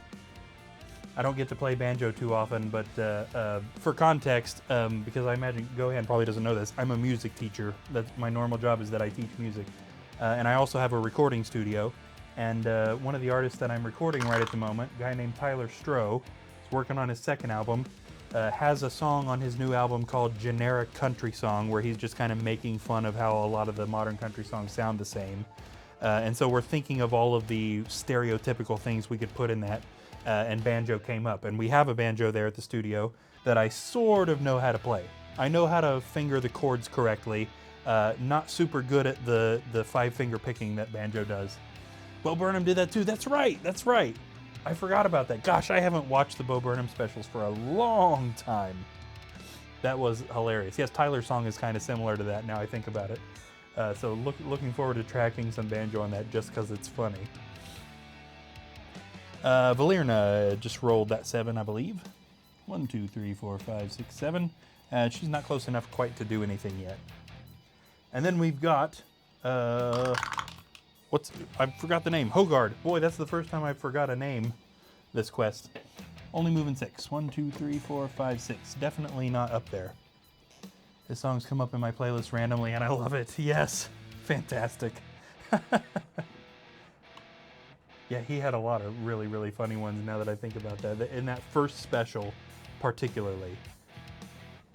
I watched the first special a couple of times, the second special I think maybe only once, and I don't think I made it all the way through the one that he did during the lockdown, but I know that it was a fantastic idea and such a creative way to do that. I Prevail to Bo Burnham singing then off to Tupac. Yes, good to have a mix. That's definitely something I'm used to as a music teacher too. Any song that a student brings in, which theoretically could be any genre, is something that I've got to analyze and figure out how to teach. So yeah. Now I like a particular, I like some metal. Maybe not screamy metal, but I like some metal if I had to choose. But I also just kind of generally like most of everything. The music that's playing in the background actually is, it might be either thing. Either thing is me. So there's songs by my band Afterwinter where I'm the lead guitarist, and then there are also songs from a solo album I did where I just played everything. Now I'm not hearing the music right now. It's on the stream, but I'm not hearing it, so I'm not sure what's playing right at the moment. But either way, something I was involved in, at least. Monster's turn is where we're at, so we need to get one of these monsters up here, either the swamp guy or the mountain guy. It's going to be the swamp guy. 1, 2, 3, 4. Swamp Orc is going to attack Moonstone. Let me review some stats here. Swamp Orcs hit with 4, that's right, because higher attack. Darn it, if I don't just throw my dice everywhere. The Swamp Orc swings at Moonstone, hitting her with a 2. She only defends with 2, I think. Yes, that is correct. She defends both. Excellent. That was a good defense. Good save. Bo Burnham Inside Special was amazing. Also hit me a certain way because I was trying to do a content creation thing at the time. Yeah, now the Inside one was the one he did during the COVID stuff, right? I watched bits of it. I don't think I'm pretty sure that I never finished it. But I know that the bit of it that I watched, I remember thinking, like, what an incredibly creative way to do something like that. Certainly not something that any of the other stand-up comics did, which was fantastic. I don't remember why I didn't finish it. I don't think I disliked it. I must have just gotten busy with other stuff. Moonstone, attacking that Swamp Orc. Now she's only 2, right? Yes, because she is not shapeshifted at the moment. So Moonstone swings her wooden staff at the Swamp Orc, hitting it with a critical hit of 2. And I rolled too many dice, but either way, that guy is dead. I wanted to do something music related, but my right ear being practically deaf my whole life kind of nixed that. Yeah, agree. Yeah, I could see where that would definitely be holding you back. Absolutely.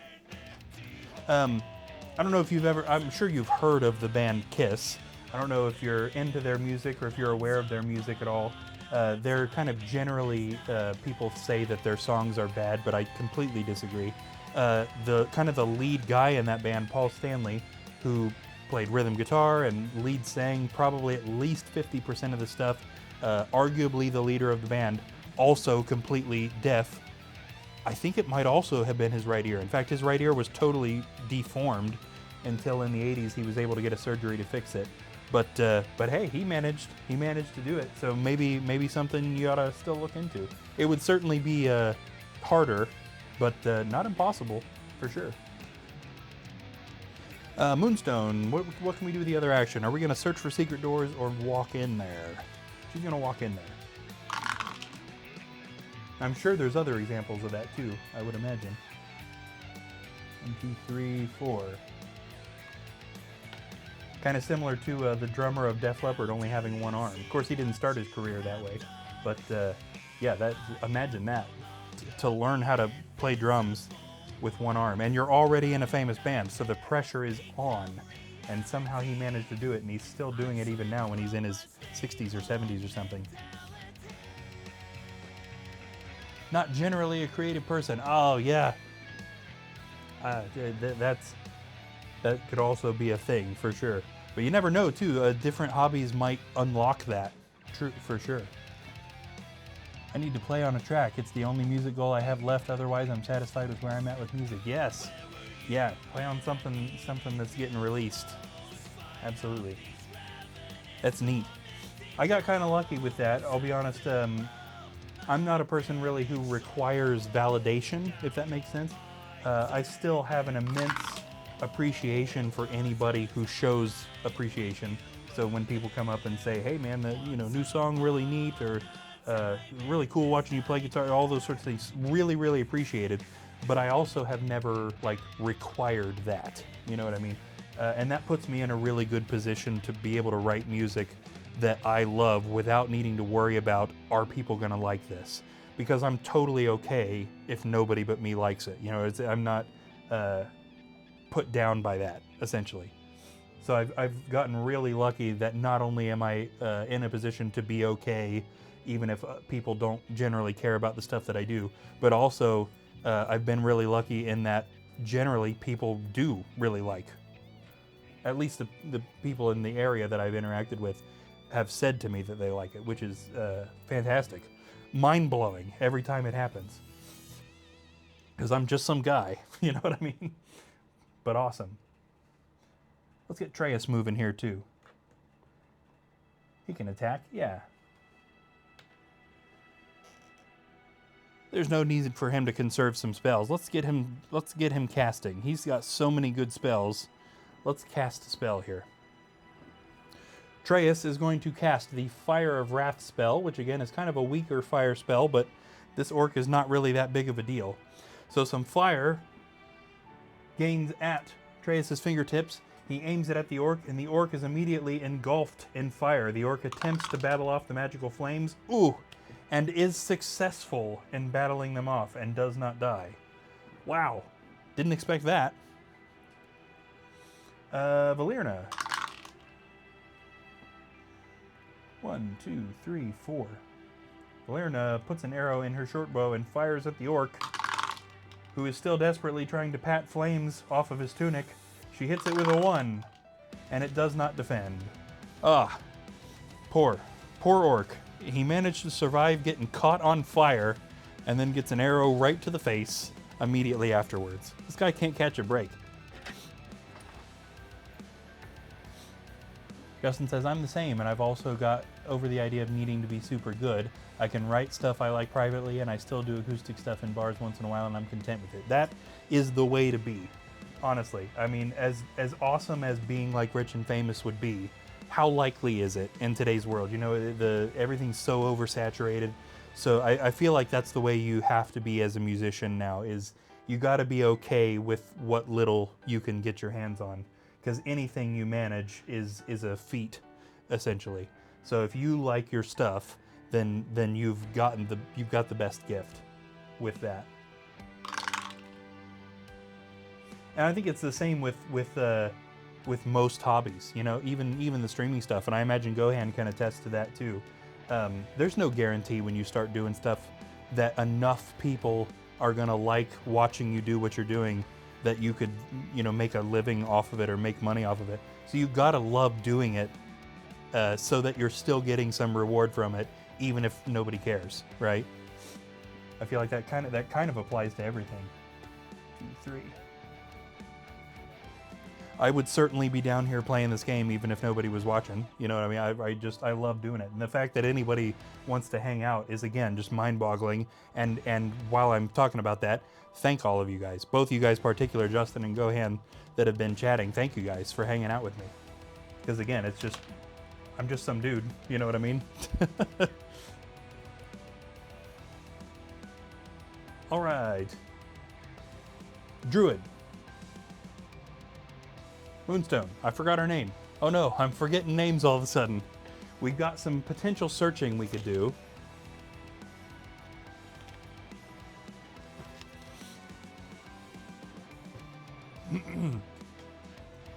We could search for secret doors, search for treasure, or leave.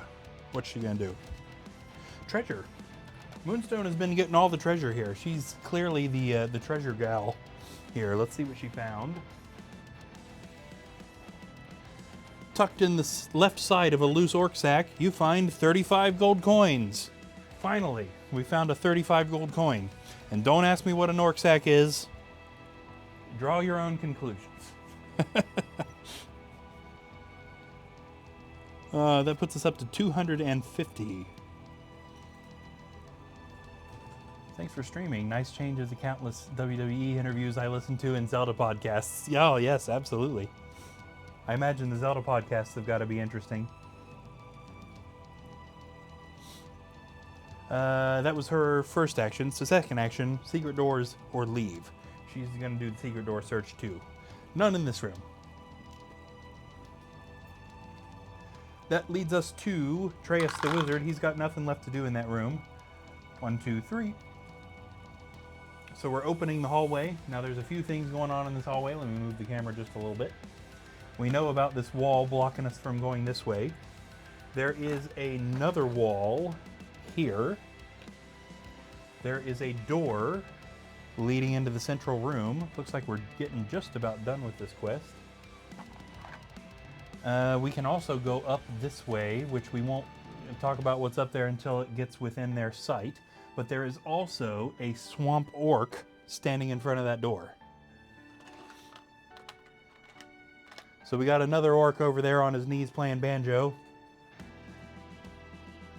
And it's hard to say whether he's singing about Dinah or rainbows, but one of them. My job is quite boring most of the time. Yeah, that's got to be neat to be able to listen and watch stuff while you're at work. I was always disappointed that Whirlpool didn't do stuff like that more often. Atreus can't do anything else as far as movement. He moved his 3, but he could search for some stuff out in that hallway. So traps or secret doors. He's going traps. That's always the better search. And there are no traps, at least in the stretch of hallway from this square to that orc. So we'll let the other part be a separate trap search, rather. And that leaves us to Valerna. She can get out there and shoot at that guy, maybe. Maybe she'll take him out before he even gets to do anything. 1, 2, 3, 4, 5, 6. That's right, they know there's no traps out there. That puts her within range to shoot the orc. So Valerna puts an arrow in her bow and fires, hitting the orc with a 2. Oh, that's a skilled strike for a swamp monster, right? I think swamp monsters swapped attack for defense. Swamp orc only throws 1 dice, so that is a skilled strike. That orc is super dead. I say that a lot. Is super dead worse than regular dead? I don't know. There's not lore for that. Is it possible to be worse than regular dead? I don't know.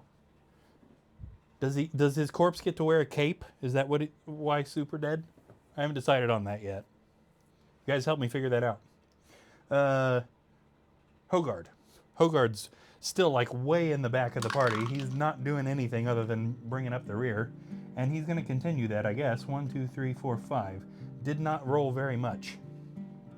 Okay, we're almost to the end of this. What kind of time are we looking? Oh yeah, we're still doing pretty good time-wise. Also, thanks for being patient with my son in lessons. Oh yeah, no, dude, I totally get it. Both my kids autistic. One of them diagnosed, the other one probably soon to be diagnosed. Older one probably also ADHD. So I totally get it. Totally get it. I've witnessed several of those same things in my own kids, so I know how it is.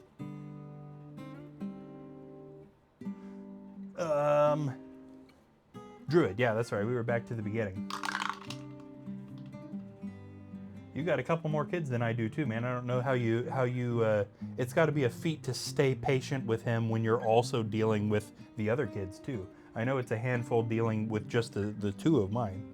Of course, it probably helps that your daughter's older, or your older daughter is enough older that she's not necessarily a kid in the same sense that the other 3 are. All right, Druid. 1, 2, 3, 4, 5, 6. Now we can kind of talk about what's up this way. There's not much, but there is a wall. I just about put that in the wrong spot. Up here. So really, this kind of warrants a secret door search, because why else would that be there unless it's just a dead end? So let's see what she's going to do. Traps, secret doors, or just ignore all of that and keep moving for the door. King is redraw. She's just going to keep moving for the door. And she had enough to do that, right? Yeah, 1, 2, 3, 4, 5, 6, 7. Yeah, just enough to open the door. He loves playing. He's constantly practicing. I don't doubt that, man. He is quick with those piano chords. Now, he gets frustrated if he doesn't get something, immediately. If he makes even one mistake, he gets really upset about it. But most of the time, he plays it right first try. And he's flying through a lot of that stuff. Some of the stuff right around the middle of the book, we got 3, here's our 3 treasure chests. I just about placed them without saying anything. The goal of this quest was to find the 3 chests of treasure that were stolen from the Emperor by this band of monsters, and here they are. But right around the middle of that book, we start doing some kind of music theory related stuff as far as being able to change the key of songs and that sort of thing. And I'd like for him to get to that before we go to anything else, but I'm wondering if he won't have patience for that. You know what I mean? It's kind of a toss-up. I know he's capable of understanding it because he's super smart, but will he care enough about it to sit and learn? You know what I mean? Or will we have to just kind of move past it? Okay, so in here with our treasure chests are a host of monsters. The first one is a goblin archer. I'm not doing a very good job of showing this to the camera. This goblin's got like a little bomb or like a little Molotov cocktail or something like that. Putting it right up there. There is also a deep goblin in here. So just as we mentioned earlier, this is a goblin raised in the deepest, darkest tunnels, higher attack but slower speed. My mom is mailing him a Zelda music book. Oh, that'll be so neat. That'll be neat to see that stuff. I always loved hearing Sam play the Zelda songs and the Mario songs and all that sort of stuff. I wonder how much of the Four Swords stuff Sam remembers. There's a mountain orc right here. There's, excuse me, there's also a swamp orc.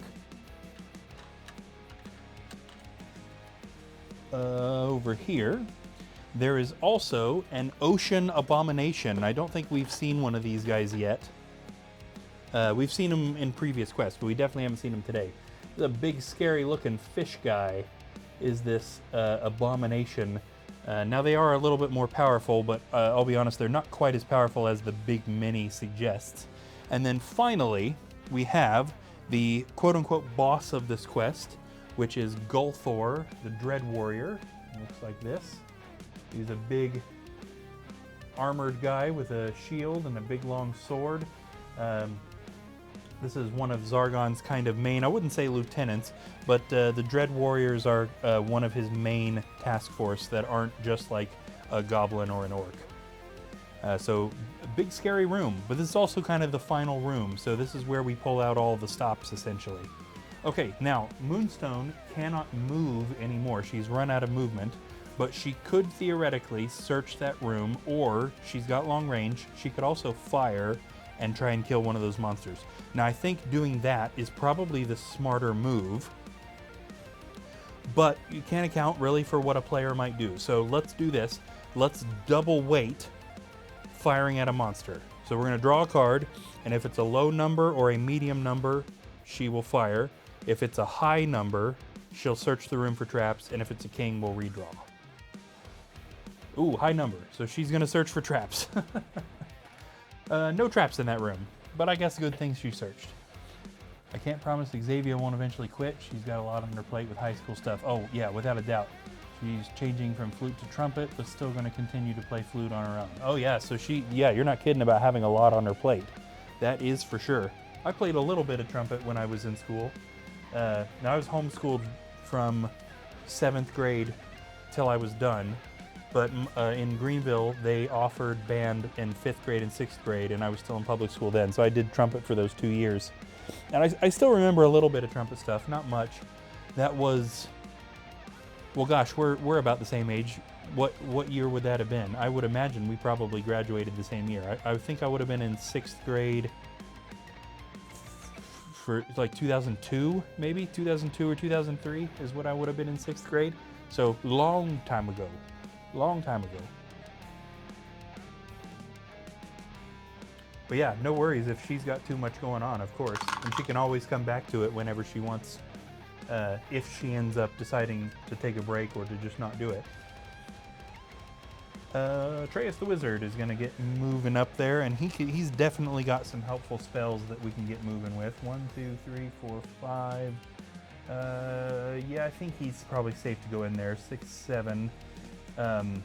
Because the other heroes, as long as they don't roll garbage, should be able to get up there to help.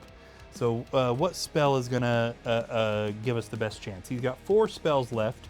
Sleep, Genie is offensive, Ball of Flame is offensive, and Courage will help him attack better. So really, Genie and Sleep are probably something we'd want to use on Gulthor.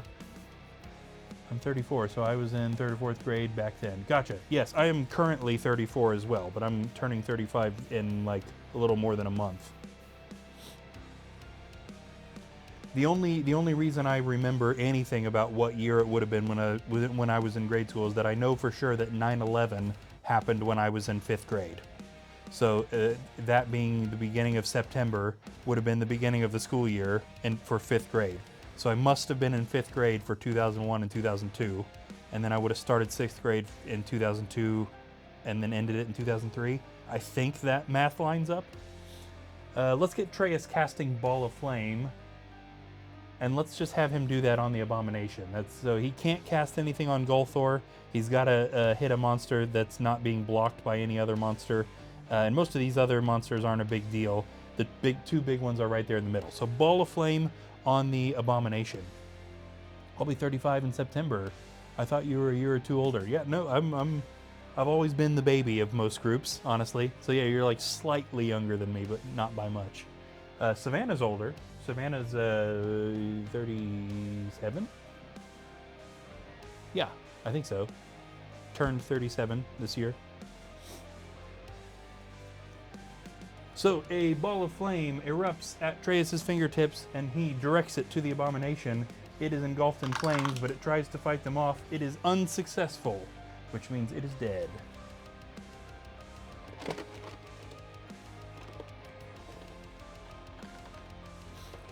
Good old 1991. Woo! 1991. The year Freddie Mercury died, the year Eric Carr died, the year Steve Clark died, and we were born. What a year.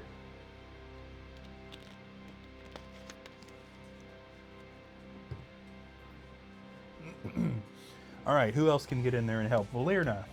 Don't roll garbage, Valerna. Get up here. Yeah, that's not too bad. 1, 2, 3, 4, 5, 6, 7, 8. So we're going to get her in the corner of the room so that she can shoot. What kind of spells does she have? Ooh, she's got a genie.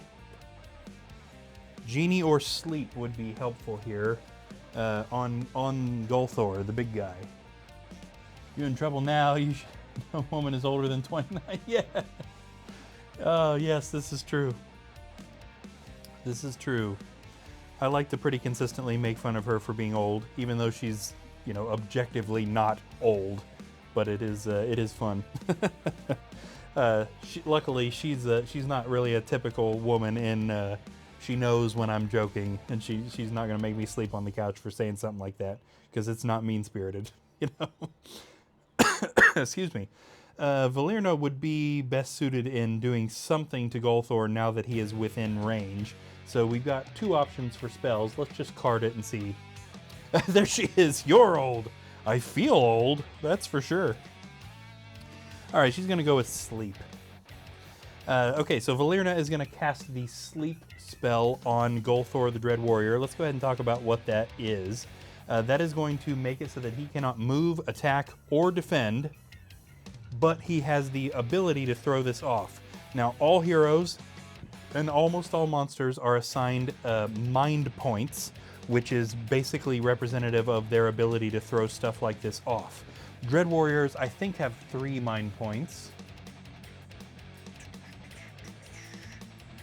Yes, that is correct, which means his chances of throwing the spell off, we're going to grab a 3rd movement dice. We're going to use these red movement dice and roll these, and if he gets a 6, he's thrown the spell off. So he did. He actually rolled 2 6s, so that spell just straight up did not work. What am I missing here? I'm the youngest and most vibrant I've ever been, yes. I'm probably like 50, really. Working factory ages you, especially swing shifts. Yeah, dude, that's no kidding. Now, I never had to work swing shifts when I worked at a factory, but I can imagine that is not good. And I know that when I finally was able to quit Whirlpool, the years I lost in my hands, I can't imagine. Because that was I don't know if your factory job was like this, but Whirlpool was very hard on the hands. You have to do a lot in a very short amount of time and then do that same motion repetitively. The line I was on produced a KitchenAid mixer every 34 seconds. So you had 34 seconds repetitively to do the thing you were supposed to do all day. And that takes a toll on the hands. Lots of people ended up quitting out of there with carpal tunnel and arthritis and all stuff like that. I didn't get any of that. I already had arthritis in the one finger. But my hands definitely do not feel like they did before I worked there. And I'm sure that it was a lot to do with that work. Okay, Hogard. Let's get Hogard up there. 1, 2, 3, 4, 5, 6, 7, 8, 9. Okay, let's not put him in there, though, because he can't shoot. And we don't want him to basically just be the target of a bunch of attacks. See if I can get the camera to get us closer to the action now that we're all in here. Yeah, that's much better. That's a good shot.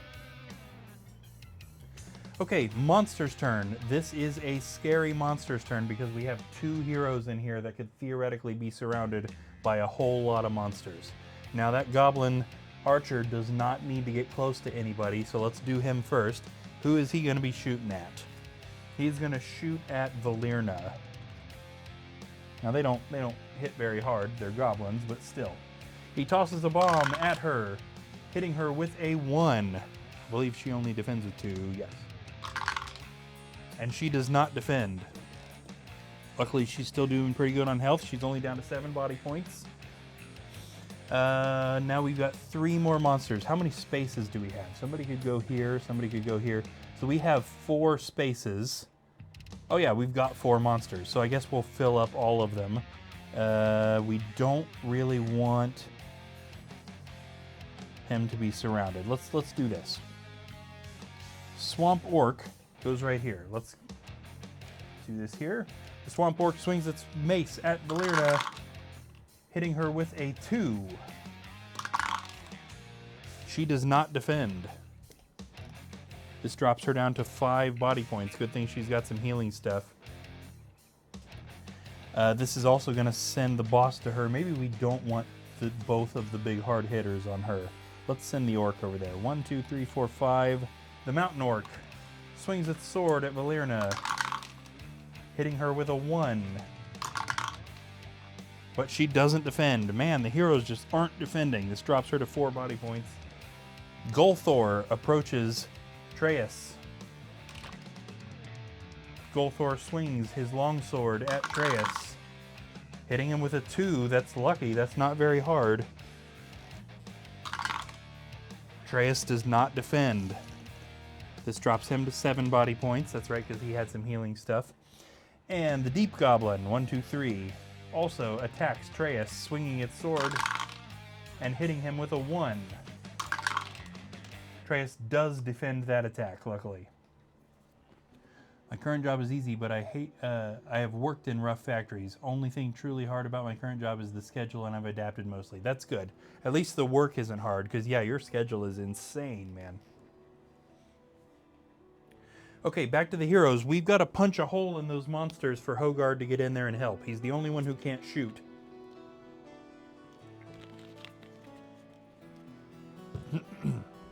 Okay. Druid. Now she can shoot, but really I think the biggest thing that she could do... Actually, Atreus doesn't really need healed. It's too bad she can't see Valyria, because she's got some healing spells that she could use. Okay, I think the best action here for us is going to be, she's going to cast her Pixie spell. Now this is a healing spell. This is a kind of a weak healing spell. So this allows her to restore 2 of her body points, which puts her back at full health. And the purpose of that is now she regains the ability to cast her shapeshift. Now she can't cast it yet, but she has regained the ability to. So we're setting her up for a future turn. With her other action, let's have her fire at that Deep Goblin. So the Deep Goblin right here is a target that she's likely to be able to kill, which will punch a hole so that Hogard can get in there. Okay, she fires a blast of energy with her Oak Wand, hitting that Deep Goblin with a critical hit of 2, which is also a skilled strike. That guy is super dead. Where do the Deep Goblins go? Here we are. Good, the plan is working. Atreus the Wizard. He's got lots of stuff that he could do. He's face to face with the boss, and I think any of the 3 spells he has left are good options. So he can either increase his physical attack. Genie is a good attacking spell, and Sleep is, you know, what Valyria just tried to cast. Let's see what he's doing. He is going to also try to go for Sleep. I'm not going to lie, I was hoping for either of the other ones, totally honestly, but whatever. He tries to put the boss to sleep. Let's see if he throws it off like he did last time. This time he does not throw it off. So Gulthor is rendered unable to attack, move, or defend. So that is, since it worked, it's potentially good. Now he will get to retry throwing that off on every monster's turn from here on out, including the upcoming one. That was the first action, so Atreus can also make a physical attack. He swings his Oak Wand. No, not his Oak Wand. He swings his Wood Staff at Gulthor, hitting him with a 1. Again, Gulthor can't defend, so he automatically takes that 1 hit. Valerna is totally surrounded and definitely needs to do something about it. She's going to start with a physical attack. Now she's got both orcs on her, so which one is she going to go for? She's going to try and kill the swamp orc, which is a good move. He's easier to kill and he hits harder. Valerna swings her short sword, but misses. Dang. She needs to do something though. She's got a genie spell. It's probably wasted on a monster like an orc, but she needs to get out of there. So let's do that. She is going to cast her genie spell, which causes a genie to appear in front of her. She directs it at the same swamp orc she just tried to attack, and it instead attacks the swamp orc with a very hard hit, hitting it with a 2, which is a skilled strike for a swamp orc. That guy's super dead. There he goes. Now look at that dice roll though. I gotta point this out because this is wild. Again, there is a 1/6 chance of rolling a black shield on a dice, and we got 3 of them on that roll. Now we weren't paying attention to shields, we were trying for skulls, but it is wild that we rolled 3 black shields on a single roll. That statistically just about shouldn't be possible. Okay, that was both, yeah, she tried to attack and she cast a spell, so that was both of her actions. I'm going to move this sleep spell a little bit out of the way. That brings us to Hogard, who is now able to get in there to help attack. This dice didn't actually roll. Here we go. 1, 2, 3, 4. Good, he got up to the boss. Hogard swings his broadsword at the sleeping Gulthor and misses. Hogard, he's asleep. How did you miss that? Oh, buddy. He must have tripped on a rock when he swung the sword or something. That's ridiculous. Monster's turn. Let's start off with the Goblin Archer, who is again going to be throwing a bomb at Valerna and hitting her with a 1. Valerna does not defend. I forgot she was in really bad straits with health. We probably should have had her use her healing spell. Because we also have a mountain orc attacking her as well. The mountain orc swings... actually, before I get to that, I almost forgot. This orc actually has 2 potential targets. It could turn around and swing at Treyas. So let's actually draw for that. Who is he going to hit? He is going for Valerna. The orc swings his sword, hitting Valerna with a 2. She does not defend. Has she defended a single hit this whole game? That drops her to 1 body point. She definitely needs to do something about this. The dice are a fickle mistress. Very true, yes. Sometimes they're on your side, and sometimes they're dumb. Gulthor, does he wake up? Nope, he sure doesn't. So that's probably sealed his fate. Surely he is going to die on this next turn. All right, one more drink here, because this is probably going to be the last turn or close.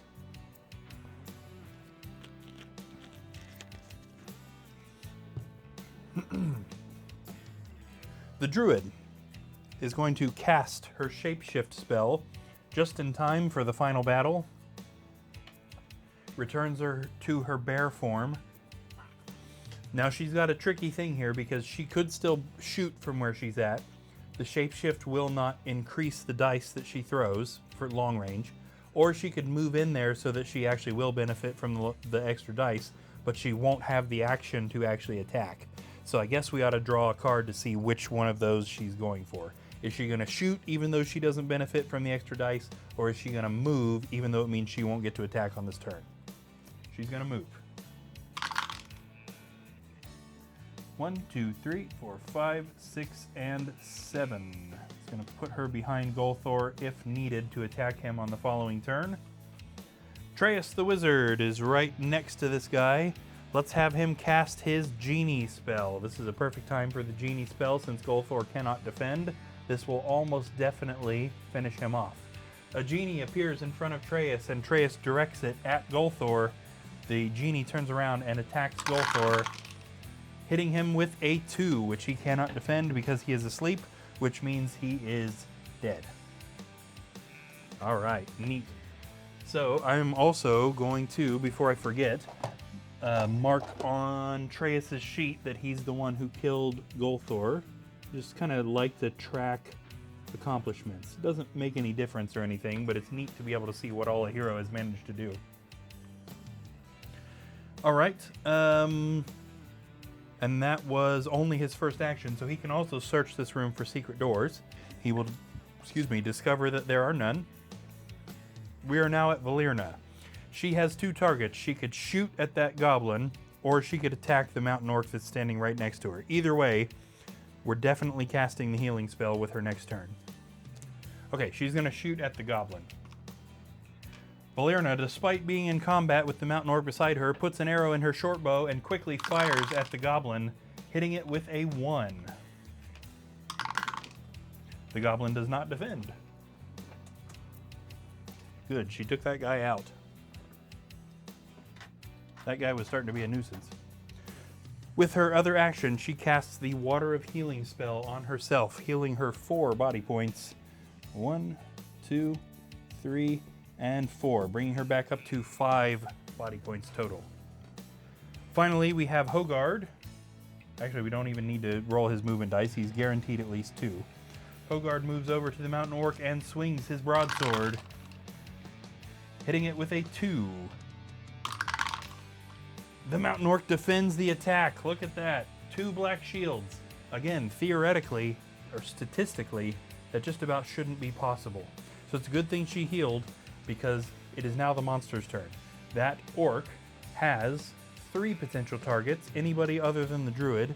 Who is he going for? That is Hogard. The mountain orc turns his attention to potentially the bigger threat here and swings his sword, hitting Hogard with a 2. Hogard defends 1 but not the other, dropping him to 7 body points. We've had to heal just about everybody this quest. Has Treyas healed himself? I think so. I think we've healed every single hero this quest. But that orc is totally surrounded, so surely he will not survive this turn. Here we are at Moonstone. Now Moonstone can't get close to that orc, but she can totally shoot at it from where she is. So she pulls out her bear wand and fires a blast of energy from it, hitting that orc with a critical hit of 2. The orc was bound to not get 2 black shields again, meaning that orc is dead. Okay. This allows her to, with her other action, search this room for treasure. Okay, and even this room is still just a regular treasure search. And she finds a wandering monster. One more surprise before we're out of here, people. A deep femur pops out of the floor and immediately attacks, swinging its axe at Moonstone and hitting her with a 2. Now she gets an extra defense from her shapeshift.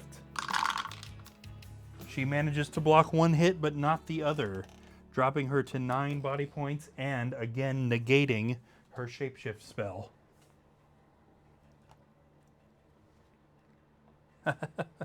Oh man, surprise, surprise.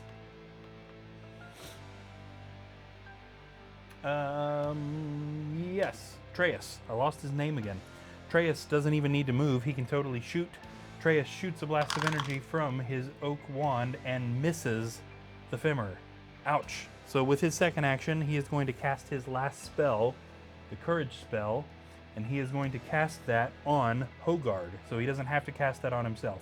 But this will allow Hogard to roll 2 extra attack dice so long as Hogard can see a monster. So that's handy.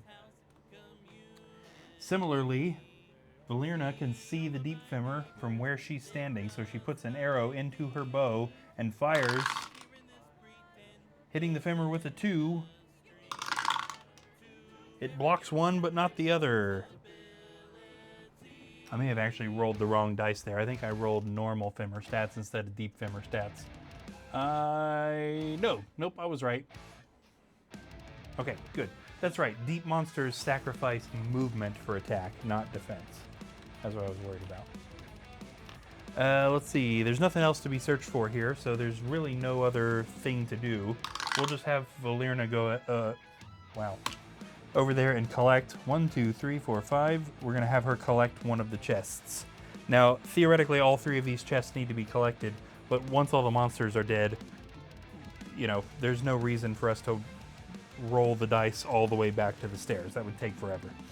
So we really just need to kill this Fimmer and the quest will be done.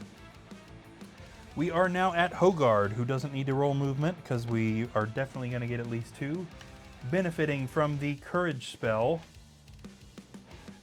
Hogard swings his broadsword powerfully at the Deep Fimmer, hitting it with a 4, which is a skilled strike. That thing can only possibly defend 3 hits since it was already damaged. It couldn't possibly defend that entire hit. It is super dead. Courage spell well casted. Okay, and then we can essentially imply that the rest of the quest was completed. The other heroes grabbed the other chests, and even though that they are required to move slower while they're holding the chest, that they would eventually get all the way back to the stairs. We're not going to force everybody to watch that. So quest complete. Here we go. All right, let's clean up a little bit and we'll talk about how the quest ends, and then we will get out of here. So first off, we'll clean up unused spells, which just was one of the druid spells that didn't get used. Also going to clean up the hero's potions, which we're just going to collect into a pile over here that they can take on the next quest. Gather up their papers.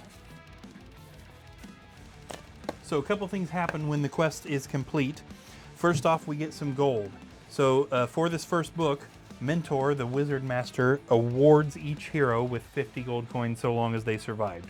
So as long as everybody survived, which they did, they get 200 coins at the end of the quest, which puts us up to 450.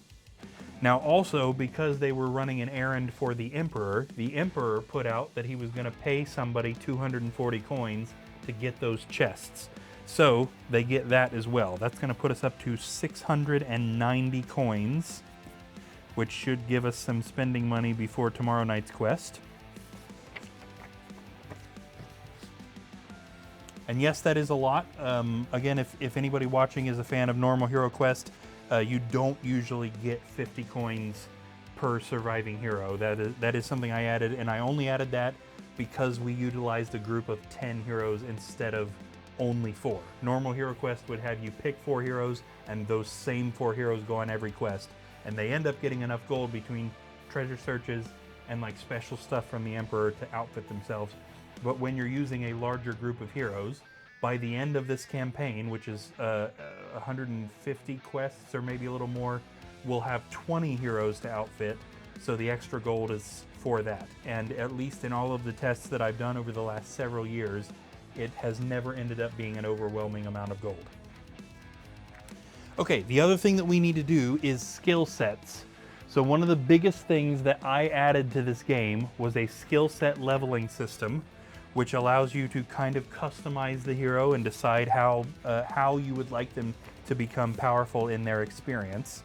There are 6 categories that we added, which each boost a different stat. There are 10 levels in each of those 6 categories, and each of the hero classes benefit from those levels differently.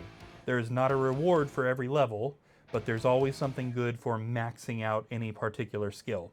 Also, the total number of skill sets for any particular 4 heroes going into a quest determines how difficult the monsters are. So as we get later into the campaign, when we have lots of really experienced heroes going on the quests, the monsters will also scale in difficulty to meet that, so it's not just super easy.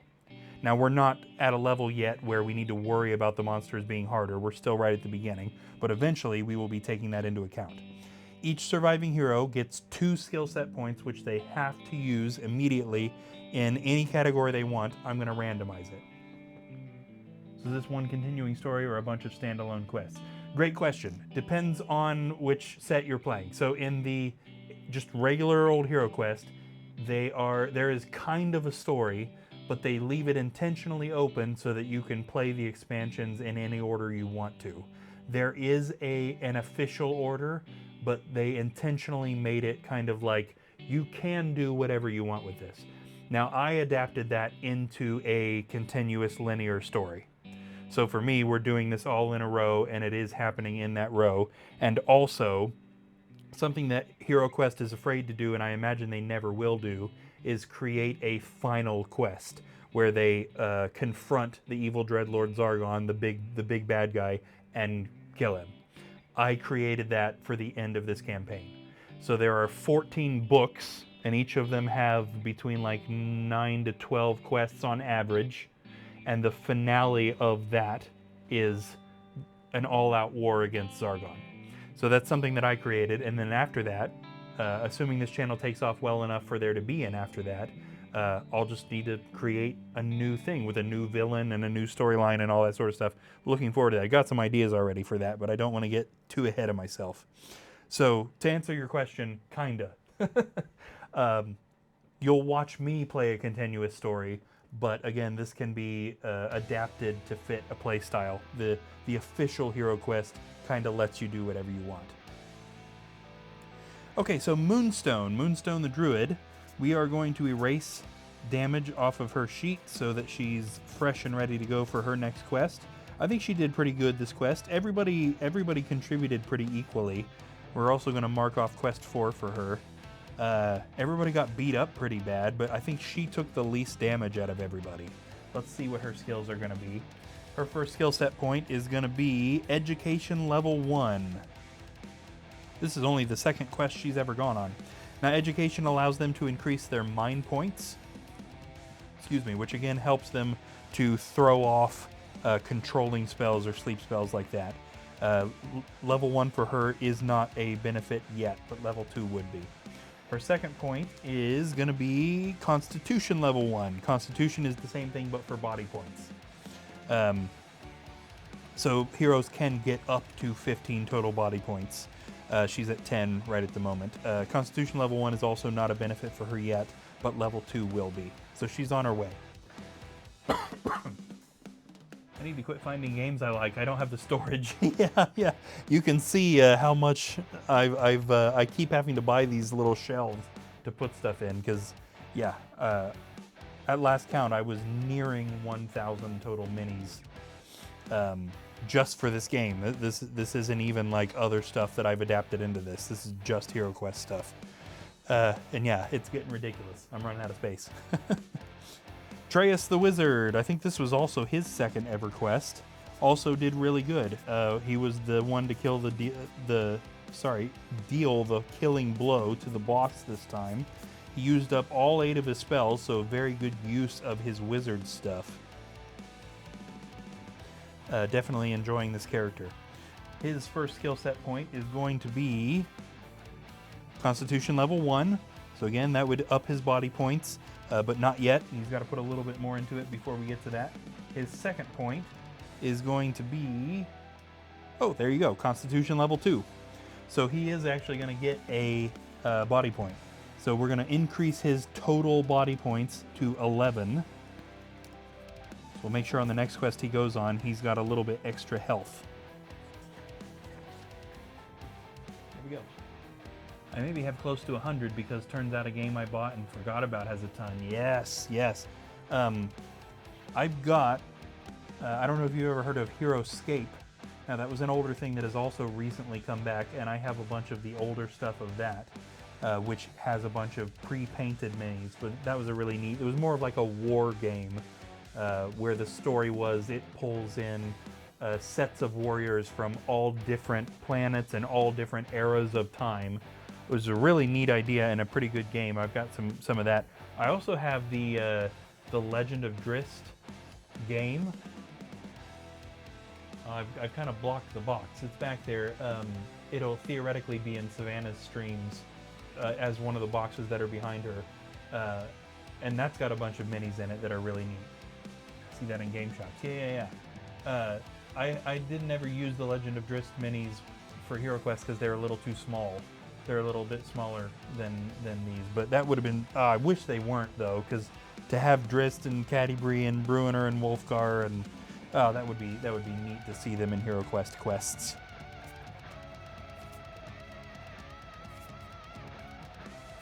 I've got a Guinevere that's Hero Quest sized somewhere, but I've never figured out a good way to implement that. Valerna. Let's go ahead and get her skill set points done too. Her first one is going to be Constitution level 2. Everybody's going for Constitution. So again, she is going to get upped to 11 maximum body points. This, I think, was her third ever quest, right? Yes. And then her second point is going to be Education level 1. That's funny that everybody keeps going for the same stuff. There's 6 categories, and we keep just getting the same stuff over here. I got the Driss game too, but I lent the minis to a friend and never asked for them back. Oh, I hate that. I've had that Driss game for a long time, and I never have actually gotten it out and played it. I'm just too much of a Hero Quest junkie. Years ago, this had to have been like 2014 or maybe 2015, when I was recording Sweet Stage of Hell. I was still in an apartment that's, several moves ago, and that Driss game was up in the closet that I was using as a vocal booth, and I remember those guys pointing it out, and I didn't realize that other people were also nerds at the time. So somebody, maybe Davey, was like, "Hey, I saw you got the Driss game in there. You know Driss?" And I was like, "Wait, you guys know Driss?" It just totally blew my mind that other people also did that stuff. So that was a neat connection. This is neat that you know that stuff too. I use the dungeon tiles. Don't bother playing it unless you really want to. It's based on the 4th edition D&D and not that great. Yeah, that makes sense. That makes me feel better because it's just all been hanging out in that box since I got it years ago. Okay, Hogard, as far as skill set points, let's see what he's got going on. He is going to get Education level 1, which is nothing. Give us something other than that. Man, okay, he's also going for Combat level 1.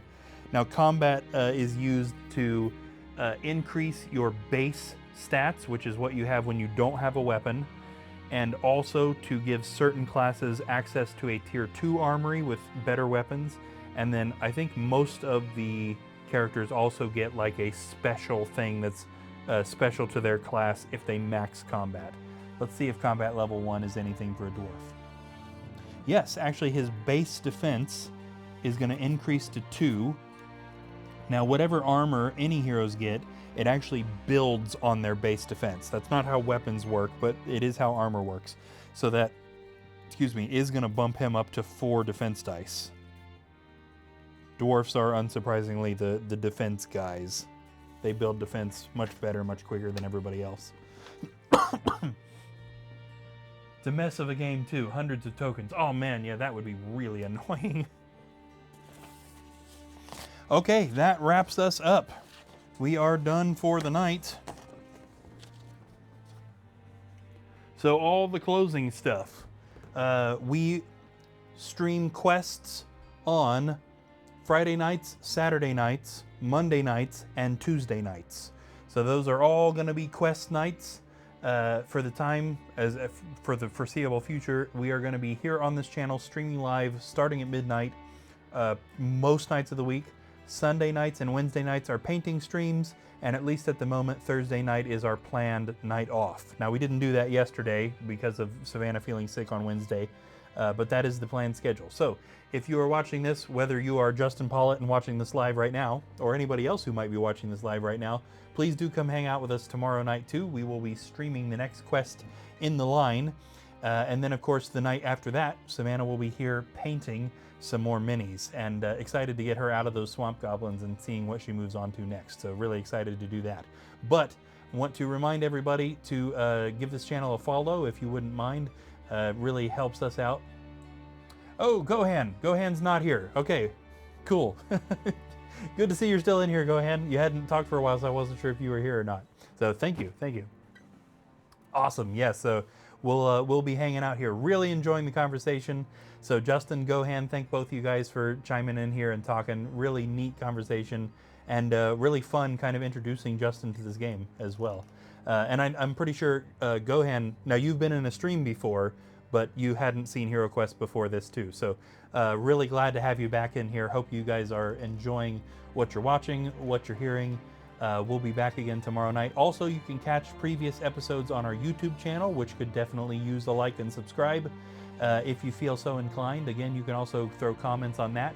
If you see anything in any video, live or not, that you have a question about or a suggestion for, please do let us know. We're a small channel. We're looking to make this as good as we can, so any suggestions are always appreciated, and as long as they're presented friendly, they will be taken extremely well, and that is the promise from us. We're looking to take all of these suggestions for improvement, especially from veteran streamers like Gohan.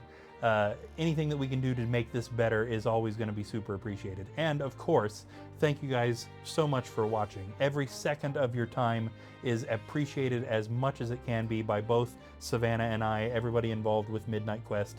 So thank you guys. Thank you. I can't say it enough. Thank you for watching this stuff, whether you're watching live or whether you're watching at any other point. Any time that you spend watching this is mind-boggling to me, and I couldn't appreciate it more. So we will catch you guys tomorrow for the next quest in the line, where the heroes continue their journey to become what's the good way to put this? Continue their journey to become worthy opponents. I think that's what I said at the beginning, and my brain just dumped it all. Worthy opponents of the evil Dread Lord Zargon, which eventually, later on down the line, we will be facing and hopefully defeating that guy. So we will see you guys tomorrow. Thanks one more time for watching. We'll catch you tomorrow.